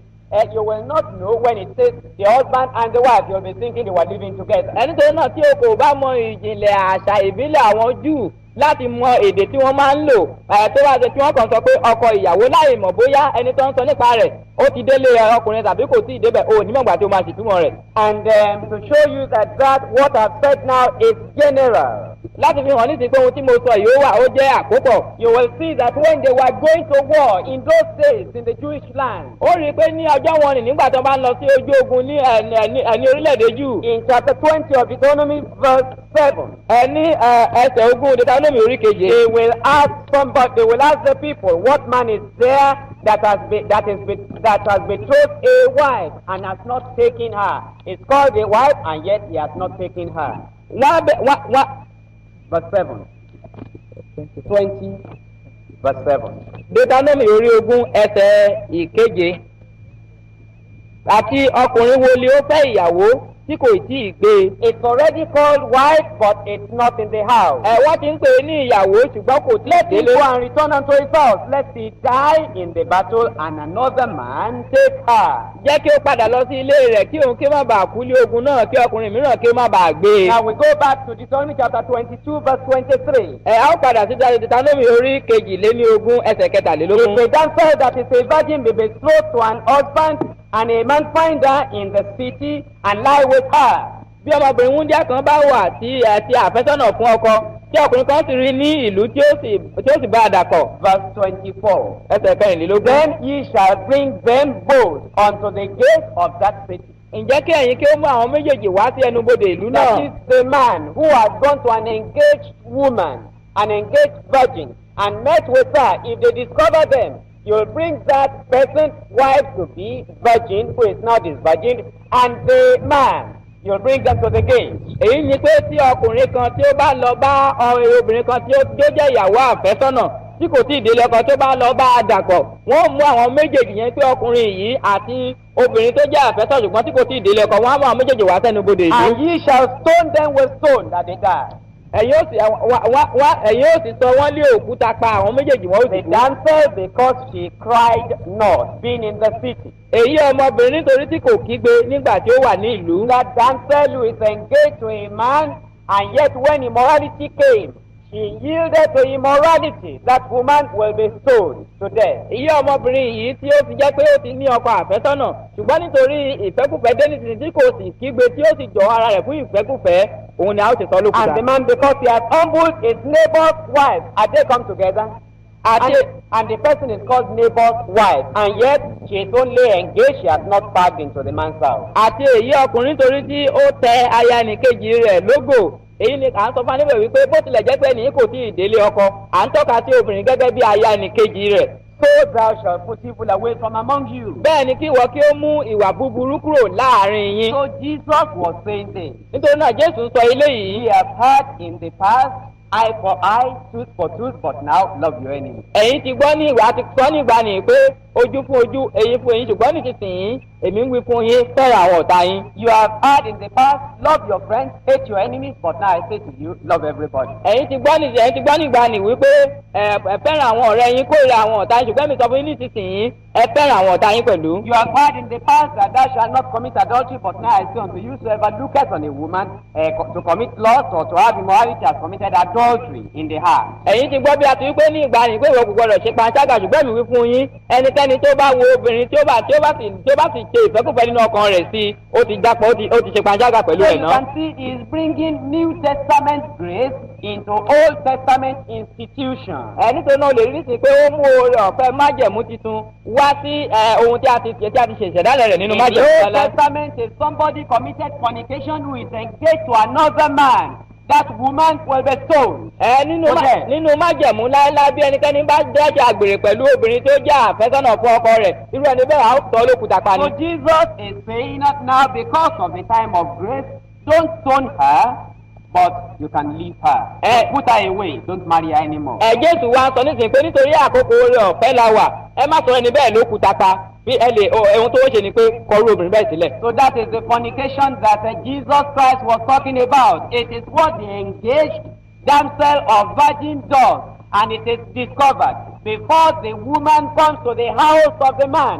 And because it is discovered and the man is not going to stone her, he says, although they have been calling you wife, they have been calling me husband, because according to our custom, we are called wife and husband before we really come together. Now you have committed fornication, I'm not going to marry you again. That is except for fornication. ohun tí Jésù wá ń sọ ni wípé bó tilẹ̀ jẹ́ pé nínú májẹ̀mú tuntun ni a wà àwọn kò lè sọ ẹnikẹ́ni lókùúta pa nítorí pé bó tilẹ̀ jẹ́ pé wọ́n ti fẹ́ra wọn sójú ọ̀nà wọ́n ń pè wọ́n ní tọkọtìyàwó bó tilẹ̀ jẹ́ pé wọn ò tí ì délé ara wọn nítorí pé májẹ̀mú tuntun kò gbà wọ́n láyè láti sọ̀yàn lókùúta pa ohun tí Jésù sọ ni pé nítorí àgbèrè o ò ní sọ lókùúta ṣùgbọ́n o ní àǹfààní láti kọ̀ ọ́ sílẹ̀.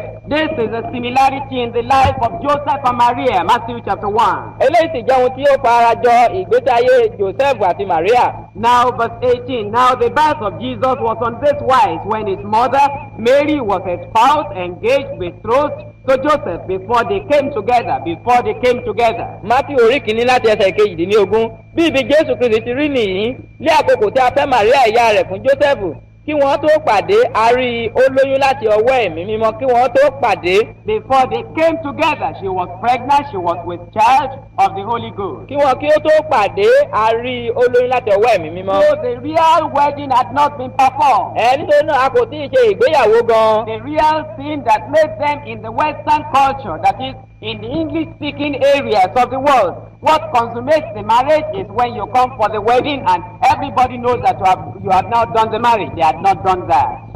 Ohun tí a ń pè ní ìgbéyàwó gẹ́gẹ́ bí àṣà àwọn òyìnbó ènìyàn nígbà táwọn méjèèjì bá wá sí ìta tí a sì so wọ́n pọ̀ a kò tí ì ṣe léyìí láàrin Joseph àti Maria. Now verse 19, then Joseph her husband, look, he is called already her husband. Have they come together? Ní ẹsẹ̀ ìkọkàndínlógún Joseph ọkọ rẹ̀ ẹ wò ó a ti pe Joseph ní ọkọ Maria bó tilẹ̀ jẹ́ pé wọn ò tí ì pàdé. Being a just man, not willing to make her a public example that is to be stoned, was minded to put her away, and it's the same word putting away that is translated as divorce. In the other places, that's exactly the same word here. Was minded to put her away privately, privily. Tí í ṣe olóòótọ́ ènìyàn kò sì fẹ́ dójú tì í ní gbangba yìí ni pé kán kó sọ ọ́ lókùúta nítorí irú ẹ̀ṣẹ̀ bẹ́ẹ̀ ó fẹ́ kọ̀ ọ́ sílẹ̀ ní ìkọ̀kọ̀ ìkọ̀sílẹ̀ náà ni a túmọ̀ gẹ́gẹ́ bí àgbèrè. Living divorce. Òun ni a túmọ̀ sí bí ìkọ̀sílẹ̀. Now verse 20, but while he thought on these things, behold, the angel of the Lord appeared unto him in a dream, saying. Ṣùgbọ́n nígbà tí ó ń ro nǹkan wọ̀nyí wò ó áńgẹ́lì Olúwa yọ sí ilé ojú àlá ó wí pé Joseph, thou son of David, fear not to take unto thee Mary what? Thy wife. Joseph ìwọ ọmọ Dáfídì má fòyà láti mú Maria ta ni o aya rẹ. So even though they had not come together because of the custom in the land of Israel, that when somebody is engaged to the other and when they are betrothed in their culture, they will ask, how about your husband who is in his father's house? When are you going to really go to him? Well, we're still waiting for the time of the engagement to be over before we really come together. Although that time they are still called husband and wife. Bó tilẹ̀ jẹ́ pé nírú àkókò yìí Joseph àti Maria wọn kò tí ì dà wọ́n pọ̀ ṣùgbọ́n síbẹ̀síbẹ̀ nítorí àṣà ìbílẹ̀ Júù a ti ń pè wọ́n ní ọkọ àti ìyàwó wọ́n lè bèrè lọ́wọ́ pé Joseph ìyàwó rẹ̀ nǹkan ó wà nílé nígbà wọlé tẹ̀ fẹ́ dàpọ̀ gan láìpẹ́ ni tí a bá ṣe gbogbo ètò tó yẹ ká ṣe tán. So you see, because the Gentiles didn't have that type of waiting for 1 year of betrothal, which the Jews will observe and wait for. That is why in Mark and Luke and in the other passages, they did not write such expression, because in the case of the Gentiles, they didn't regard the marriage as marriage until the wedding was finally done, like we do here in Nigeria and in Africa. Nítorí pé irú àṣà báyìí kò sí láàrin àwọn orílẹ̀-èdè kèfèrí èyí ni pé kí a ní àfẹ́sọ́nà bí ọdún kan ọdún méjì kí a máa pè wọ́n ní tọkọtaya bó tilẹ̀ jẹ́ pé wọn ò tí ì délé ara wọn. Ìdí ni tí Mark àti Luke wọn kò ṣe kọ́ sínú ìrere tiwọn nítorí pé kò sí irú àṣà bẹ́ẹ̀ ní ilẹ̀ tiwọn. And now you cannot say they say except for fornication. Nítorí náà o lè wá sọ pé ìtúta nítorí àgbèrè. Then you got the parents' permission and the pastor's approval. Kí o sì wá gba àṣẹ àwọn òbí àti ti àlùfáà ìjọ. And then after getting married. Lẹ́yìn tí ẹ ṣègbéyàwó tán. On the first day. Ní ọjọ́ kìíní. You say what happened? You are not a virgin. Ẹ wá bèrè pé kí ló ṣẹlẹ̀ o mà kì í ṣe wúndíà. And then you run to the church the second day. Ó wá fẹ́ lọ sí ilé ìsìn ní ọjọ́ kejì. And you say you have said except for fornication, therefore I want to divorce her. Nítorí àti wípé àfi nítorí àgbò mo fẹ́ kọ́ lágbájá yìí sílẹ̀ o. Didn't you know before? Ǹjẹ́ o kò mọ̀ tẹ́lẹ̀? Think that all these sisters are angels. Ó rò pé gbogbo àwọn ọmọbìnrin tó wà níbí áńgẹ́lì ni wọ́n. Some sisters did not have boyfriend when they were in secondary school. Very, very few. èwo nínú àwọn ọmọbìnrin wọ̀nyí ni kò ní ọ̀rẹ́ abánidẹ́sọ̀ ọkùnrin gbà tán wà nílé You ìwé. yourself as a man, when you were secondary school, even as a trader, as bus conductor, what were you? ìwọ pàápàá tí o jẹ́ ọkùnrin nígbà tí o jẹ́ ọmọ ilé ìwé tàbí ẹni tó ń gbowó lẹ́yìn bọ́ọ̀sì kí ló ń ṣe. So how can you be pointing accusing finger to another person when you yourself are a fornicator? nígbà òdodo wa lè náwó àléébù sí ẹlòmíràn nígbà tí ẹ pé ìwọ pàápàá alágbèrè ni ọ́. So you will know that whenever you marry, it says God's full dispensation. ó wàá mọ̀ pé tí o bá fẹ́yàwó ní àkókò yìí rere You yìí. will know that the sister you are marrying, her sins have been forgiven and forgotten by God. ó mọ̀ wípé arábìnrin tí òun fẹ́ yìí a ti dárí ẹ̀jẹ̀ rẹ̀ jẹ́ àti gbàgbé rẹ̀ láti ọ̀dọ̀ Ọlọ́run. If you are looking for a virgin, it is okay, but talk to God and wait until he can find a virgin out of the thousands of Nigerians who have not got boyfriend before. tí o bá sì wá ń jẹ́ pé wúndíá ni òun wá obìnrin tí kò tí ì mọ ọkùnrin rí ó dára bẹ́ẹ̀ gbàdúrà sí Ọlọ́run nígbàkúgbà tí ó bá sì ya Ọlọ́run tí ó bá lè rí fún ọ láàrin ẹgbẹgbẹ̀rún àwọn ọmọbìnrin ọmọ Nàìjíríà tí wọ́n ti ṣàgbèrè kan tó di oníhìnrere ó dúró. But I thank God that when God forgives any of our sisters, he forgets that they ever committed any sin. ṣùgbọ́n mo dúpẹ́ Ọlọ́run pé nígbà tí Ọlọ́run bá dáríjì èké nínú àwọn ọ̀dọ́mọbìnrin wa á dàbí ẹni pé ìgbà tí wọn kò tilẹ̀ jẹ́jẹ́ rí rárá. And if you are marrying a real believer, tí o bá sì ń fẹ́ onígbàgbọ́ gidi. whose sins have been forgiven and forgotten. ẹni tí a ti dárí ẹ̀jẹ̀ rẹ̀ jì tí a ti gbàgbé owó ẹ̀jẹ̀ rẹ̀. God and praising the Lord that he has given you a real child of God, a daughter of the Almighty. ó máa dúpẹ́ Ọlọ́run pé ó ti fún ọ ní ọmọ Ọlọ́run tòótọ́ àní ọmọ Ọlọ́run Olódùmarè. And therefore you are grateful. nítorí náà ó jẹ́ ẹni tí ó ló mú wọn pẹ́. Even though this person was a sinner before. wípé bó tilẹ̀ jẹ́ pé tẹ́lẹ̀ ni ìjẹ́ ẹlẹ́ṣẹ̀. Once she was in darkness, now she's in the light. wípé ní ìgbà kan wà nínú òkùnkùn ṣùgbọ́n nísinsìnyí ó ti wà nínú ìmọ́lẹ̀. And therefore you know that your marriage as a child of God is to last until death us do part until Jesus comes. nítorí náà ó mọ̀ wípé ìgbéyàwó rẹ̀ gẹ́gẹ́ bí ọmọ Ọlọ́run yóò jẹ́ títí ikú yóò fi yà sí Jésù Kristi yóò fi dé. And if anybody is still a virgin, there is nothing to be proud of. bí ẹnikẹ́ni bá sì wá jẹ́ wúndíá síbẹ̀ kò sí nǹkan kan tí aláti fi ṣègbéraga. The Bible says, what have you that you have not received from God? And if it is by grace, why should you glory over the other people? torí sọ pé kí ni ohun tí onítìkìjẹ gba àfi fún ọ tí ó bá ti wà níbẹ̀ oore ọ̀fẹ́ ni kí ni onítìkìjẹ gba àfi fún ọ láti ọwọ́ And so we Ọlọ́run. thank God because in Christian marriage, he wants us to understand that once you have married, it is for life. adúpẹ́ lọ́wọ́ Ọlọ́run pé nínú ìgbéyàwó onígbàgbọ́ tí o bá ti ṣe ìgbéyàwó báyìí títí ayé ni. And to keep that marriage together, àti láti pa ìgbéyàwó yìí mọ́ pẹ̀lú. you need to love one another and perform the home responsibilities that God wants you to perform. ẹ ó sì fẹ́ràn ara yín ẹ ó sì ṣe iṣẹ́ àti ojúṣe nínú ilé tí Ọlọ́run fẹ́ kẹ́ So ṣe. we'll close the message with Ephesians chapter 5. a ó parí ìkẹ́kọ̀ọ́ pàtàkì pẹ̀lú Éfésù orí 5. There are things you can do to make sure that your home stays together and your home stands together. àwọn nǹkan kan wà tí o lè ṣe láti jẹ́ kí ilé rẹ kí ó lè dúró àti kó lè wà ní ìrẹ́pọ̀. At the very beginning of the marriage, you must understand your biblical roles as children of God, as husband and wife. ní ìbẹ̀rẹ̀ ìgbéyàwó yẹn gbọ́dọ̀ mọ ohun tí Bíbélì pè ní iṣẹ́ yín gẹ́gẹ́ bí tọkọ àtìyàwó. The wife must go on her knees and say, Father, make me a real good Christian wife to face my brother. ìyàwó gbọ́dọ̀ kúnlẹ̀ lórí ọkọ rẹ̀ ó gbọ́dọ̀ kúnlẹ̀ lórí ẹsẹ̀ rẹ̀ kó sì pé Olúwa ṣe mí ní ìyàwó tí ó dára fún arákùnrin mi yìí. You must pray until you have a definite experience that God has made you a wife. Notice on the wedding day don't transform you. Prior presentation does not convert, does not transform a person to be a real Christian. The reading of the scriptures and going on your knees and saying, I want to be a Christian wife to this brother. Consecration saying, come what may, I am going to live with this man. Going to die with this man until Jesus comes. That's what will change your life. ìyára ni sọ́tọ̀ ló lè jẹ́ kí o lè sọ pé ohunkóhun yóò wù kí o lè dé mi pẹ̀lú ọkùnrin mi ò ní fi sílẹ̀ tí wọ́n fi ń gbé ìpèsè yóò fi dé. Consecration to love the man when there is no money. yóò sì jẹ́ ìyára ni sọ́tọ̀ láti rọ̀ mọ́ arákùnrin tí bí ó tilẹ̀ jẹ́ pé kò sí owó. Consecration to care for the man when there is no prestige. ìyára ni sọ́tọ̀ láti rọ̀ mọ́ arákùnrin bó tilẹ̀ jẹ́ pé kò sí ìwà gbajúmọ̀ When kankan. the rain and the storm has blown off the roof of your house, it's a consecration to stay inside the rain, inside the mud, with this husband and say you are my husband, you are the best on earth that I know apart from Jesus. nígbà tí ìjì bá ti fẹ́ gbogbo òrùlé lọ tí kò sì wá sí ohun kankan tí ó gbòyìn tí àtijọ́ wà nínú òjò ìyára ẹni sọ́tọ̀ ni ó jẹ́ kí o dúró pẹ̀lú ọkùnrin tó fi sọ wípé ọkọ mi nìyí òun ló dáa jù ní gbogbo ọkùnrin tó wà nínú ayé. And when you told that man's child in your hand, the child that you have got together, whenever you look at the face of that man, you say, this is the image of my husband. You love that child, care for that child, and you care for your husband as well, that's what will keep you together.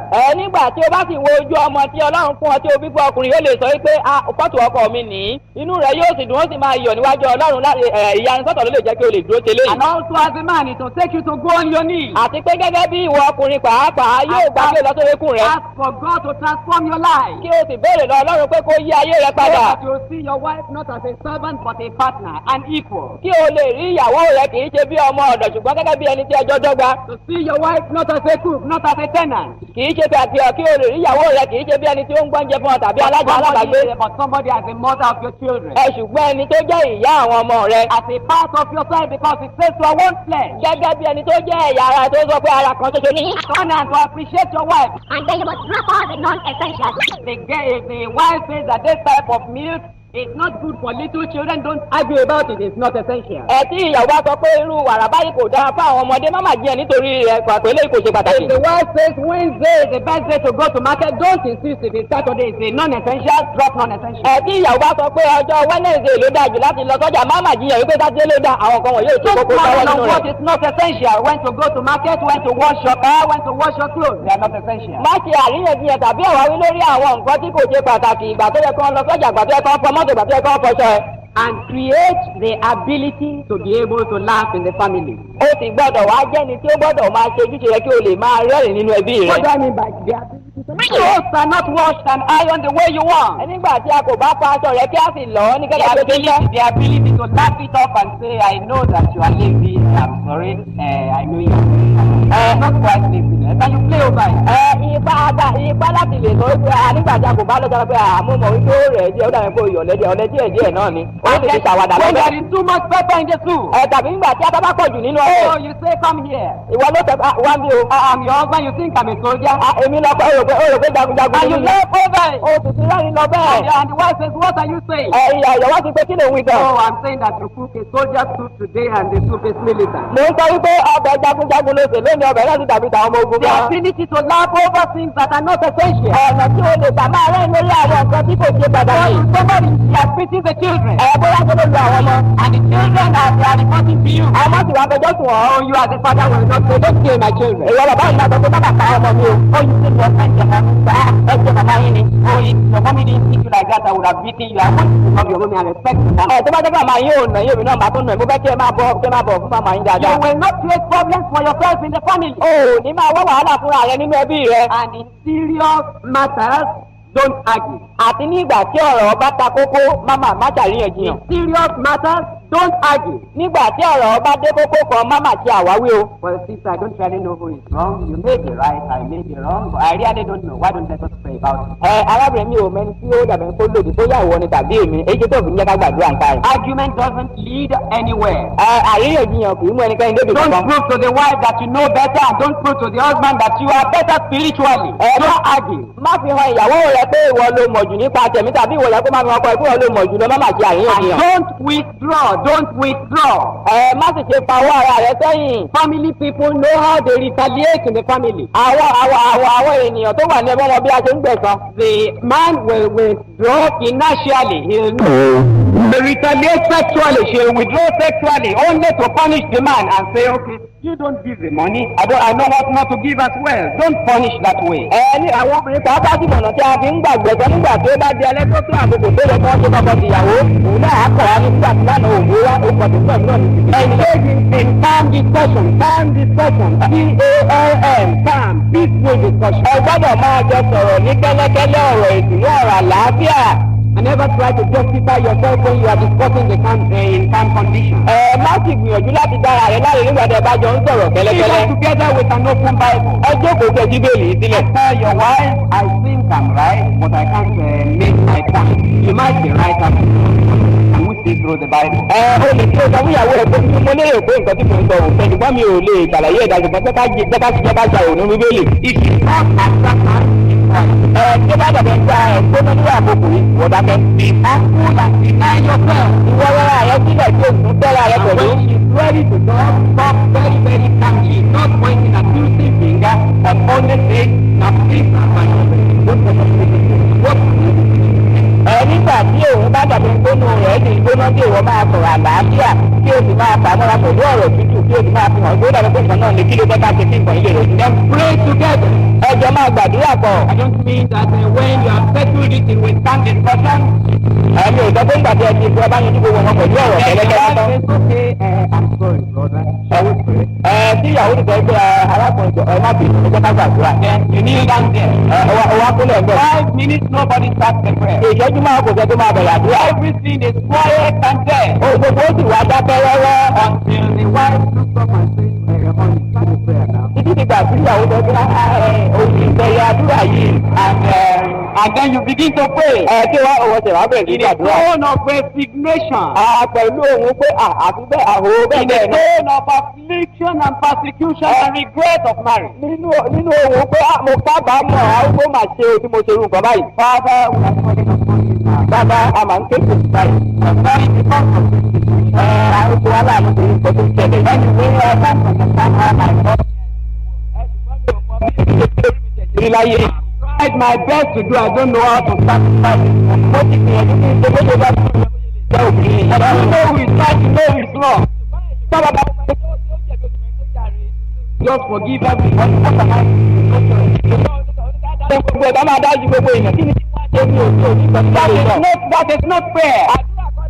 When you are praying, you recognize that your wife and you that you are one flesh together. tí o bá ń gbàdúrà láti mọ̀ pé òun àti ìyàwó rẹ̀ ara kan ṣoṣo ní. As your wife made a mistake. ǹjẹ́ ìyàwó rẹ̀ ti ṣe àṣìṣe. Oh Father, I am sorry. I have not spent enough time with my wife at home teaching the word of God. I've gone to make money, and my wife, as a boss, it is my fault. àbábá ó ṣe mí láàánú mo ti ṣàṣe ń kó lo àkókò tí ó tó láti kọ́ ìyàwó mi ní ọ̀rọ̀ ọlọ́run mo ń ná láti lọ wá owó ṣùgbọ́n ìyàwó mi ti ṣìnà àtẹ̀mí mo jẹ̀bi. Or if it is the woman praying, Father, I am sorry. I've not taken care of the children. I've given them to the nannies and to the kindergarten, and therefore the children are spoiled, and they are spoiled our neighbors' property. I am sorry, and I apologize to my husband. Father, forgive me and forgive us together. We'll rectify the situation. That is prayer. tó bá sì jẹ́ ìyàwó ni ó ń gbàdúrà nígbà tó bá kúnlẹ̀ tó sọ pé bàbá dáríjì mi mo mọ̀ wípé èmi ni mi ò jẹ̀bi ní ìtọ́jú àwọn ọmọ mo ti gbé ọmọ fún àwọn bàbá ní tọ́jú àwọn ọmọ ọ̀dà ọmọ sì ti bàjẹ́ èyí mo jẹ̀bi nítorí náà tó bá jẹ́ ìyà àṣìṣe ni dáríjì mi dáríjì àwọn méjèèjì kọ̀ àdúrà nìyẹn. Then after the prayer, determined to solve that problem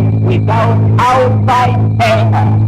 lẹ́yìn àdúrà wá pinnu láti mú ìṣòro yìí kúrò láì sí ìrànlọ́wọ́ ẹnikẹ́ni láti gbà. If you are a preacher, the pulpit, and the pulpit is not the place where you fellow over all the faults of your wife and you are talking to her indirectly. Don't do that. tí o bá sì jẹ́ oníwàásù kì í ṣègbà tó bá dàgbà ìwàásù tó máa sọ gbogbo nǹkan tí ó ti ṣẹlẹ̀ nínú ilé ó máa sọ bẹ́ẹ̀ gbáyà gbọdọ̀ dánwò. If you are a sister, you are witnessing. It is not with the past and habit of your husband. You are witnessing and making examples. Please do. tí o bá sì jẹ́ arábìnrin tí ó jẹ́ni tí ó ń jèrè ọkàn tó ń lọ wàásù rere kì í ṣe ìwà tí ọkọ rẹ̀ wù tàbí ìṣe tó ń ṣe fẹ́ ló máa fi bá ẹlòmíràn sọ̀rọ̀ jọ̀wọ́ má ṣe bẹ́ẹ̀. You must love your husband. o gbọ́dọ̀ fẹ́ràn ọkọ rẹ̀. No matter who your husband is, you must love him. láyè àná ohun ẹnikẹ́ni ẹni tí ọkọ rẹ̀ wù kó lè jẹ́ o gbọ́dọ̀ fẹ́ràn You rẹ̀. know how Jesus loves the church? o mọ bí jésù fẹ́ràn ìjọ. With all the ignorance of the church, pẹ̀lú àìmọ̀kan ìjọ. with all the opposition we fight against one another in the church, you know how he loves his church. pẹ̀lú gbogbo ìdojúkọ ara tí a ń bára wa jà nínú ìjọ mọ bí kristi fẹ́ràn wa ló. Now Jesus is praying for the church right now. o sì mọ bí kristi ń gbàdúrà fún ìjà ní lọ́wọ́lọ́wọ́ We yìí. ourselves must love in the home, in the family. nítorí náà wa pàápàá gbọ́dọ̀ fẹ́ràn wa nínú ilé nínú ẹbí wa. Then solve the problems day to day, every day. ẹ sì gbọ́dọ̀ máa yanjú àwọn ìṣòro wọ̀nyí lójoojúmọ́ ní gbogbo ìgbà. Because we are told in Ephesians chapter 4 verse 23. nítorí ọgbọ̀n nínú Éfésù orí kẹrin ẹsẹ̀ kẹrìndínlọ́gbọ̀n. Not the sun go down upon your wrath. ẹ má ṣe jẹ́ kí oòrùn wọ̀ bá ìbínú yín. Solve those problems day to day. Don't carry them over to the second day. ẹ yanjú gbogbo àwọn ìṣòro wọ̀nyí ní gbogbo ìgbà lójoojúmọ́ ẹ jẹ́ kó di ọjọ́ kejì. Don't carry your problems over the second day when you are to cook as the wife. You'll be saying, well, I don't want to cook afterwards. The one will be cooking all the 7 days. Where is the thing? Where is the reward? má ṣe jẹ́ kí ìṣòro ẹ kó di ọjọ́ kejì nígbà tó ti yẹ kí o gbẹ́jọ́ máa sọ pé tí mo ti ọdún ṣe tó o ti láti fi ọdún méje. tí mo rí mo rí nù. But the man, when you are to put the money down, don't say, well, what's the use of all the things I've been given? All this I'm not appreciated. tàbí ìwọ ọkọ nígbà tí ẹ kó fi owó sílẹ̀ kó máa sọ pé kí tiẹ̀ ní èrè tí gbogbo nǹkan tí mo ṣe àwọn òkú kúkú tiẹ̀ fi yìn mí.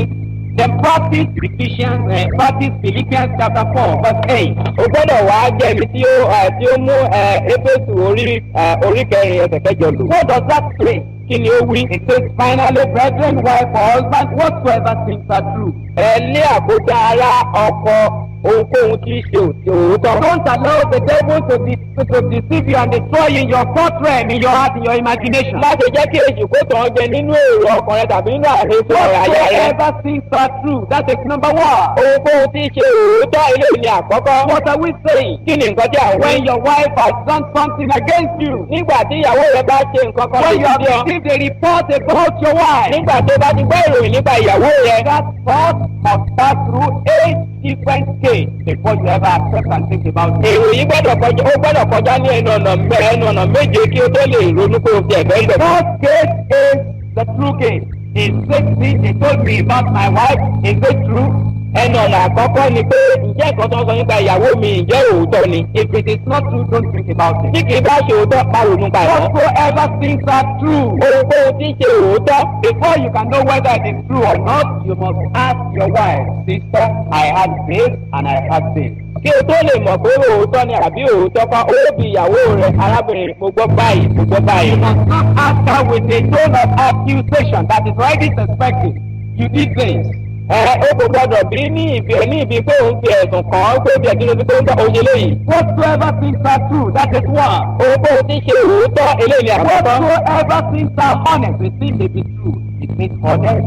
ohunkóhun tí ń ṣe títọ́ ìjẹ́ títọ́ ni. In your ọ̀rọ̀ ilé ìṣe òótọ́. relationship at home between the wife and the husband, these are what to think about. nínú ìbálòpọ̀ wọn àti ìyàwó ìyá wọn kan tó wọ́n lórí rẹ̀. Whatsoever things are just. àwọn nǹkan tí ń ṣe ṣe títọ́. The devil may be telling you to retaliate upon your husband, upon your wife, in one way or the other. Ask yourself, is this the devil is telling me to do? Is it true? èyí lè honest. Is it just? èyí lè máa tọgbọ́ pé kí o gbọ̀sán ní oríṣiríṣi ọ̀nà nítorí nǹkan tí o gbọ́ nípa ìyàwó èyí gbọ́dọ̀ fúnra ẹ̀ lóore ǹjẹ́ òótọ́ ni ǹjẹ́ nǹkan tí ó jẹ́ ọ̀wọ̀ ni ǹjẹ́ nǹkan tí ń ṣe òtítọ́ ni bí. Whatsoever things are pure. ohunkóhun tí ń ṣe mímọ́. Whatsoever things are lovely. ohunkóhun tí ń ṣe fìfẹ́. Whatsoever things are good report. ohunkóhun tí ó ní ìròyìn rere. Don't judge anybody. bí ìwà òtítọ́ kan bá wà. bí ìyìn kan bá ti wà consistent. ẹ máa ta nǹkan wọ̀nyí rò ẹ bá rò ó. What you have to think about eléyìí ni àwọn ọ̀pọ̀ tó gbọ́dọ̀ rìn ní ẹbí rẹ. in every situation. nínú gbogbo ọ̀rọ̀ tí ìdájọ́. Every circumstance of life. nínú ọ̀rọ̀ gbogbo nínú ayé. Make it out of clean. ọ̀nà tí o lè gbà ronú nìyí. Make the family to stay together. tí o lè jẹ́ kí ẹbí kó wà ní ìjọkan. Ephesians chapter 5. ó tó kò rí parun. We're looking at verses 22 through to verse 25. àwọn ẹsẹ̀ kejìlélógún tó rí kẹ́ẹ̀ẹ́dọ́gbọ̀n. Wives, submit yourselves unto your own husbands as unto the Lord. ẹ̀yin aya ẹ máa tẹríba fún àwọn ọkọ yín gẹ́gẹ́ bí fún Olúwa. Therefore, as the church is subject unto Christ, so let the wives be to their own husbands in everything. nítorí náà gẹ́gẹ́ bí ìjọ tẹríba fún Kristi bẹ́ẹ̀ sì ni kí àwọn aya kí ó máa ṣe sí ọkọ wọn lé ohun gbogbo. And husbands, don't love your wives, even as Christ loves the church. ṣùgbọ́n ẹ fẹ́ràn àwọn aya yín àní gẹ́gẹ́ bí Kristi fẹ́ràn ìjọ. This is the end of the message on divorce dilemma given during the Easter retreat at State Center, Yaba in Lagos.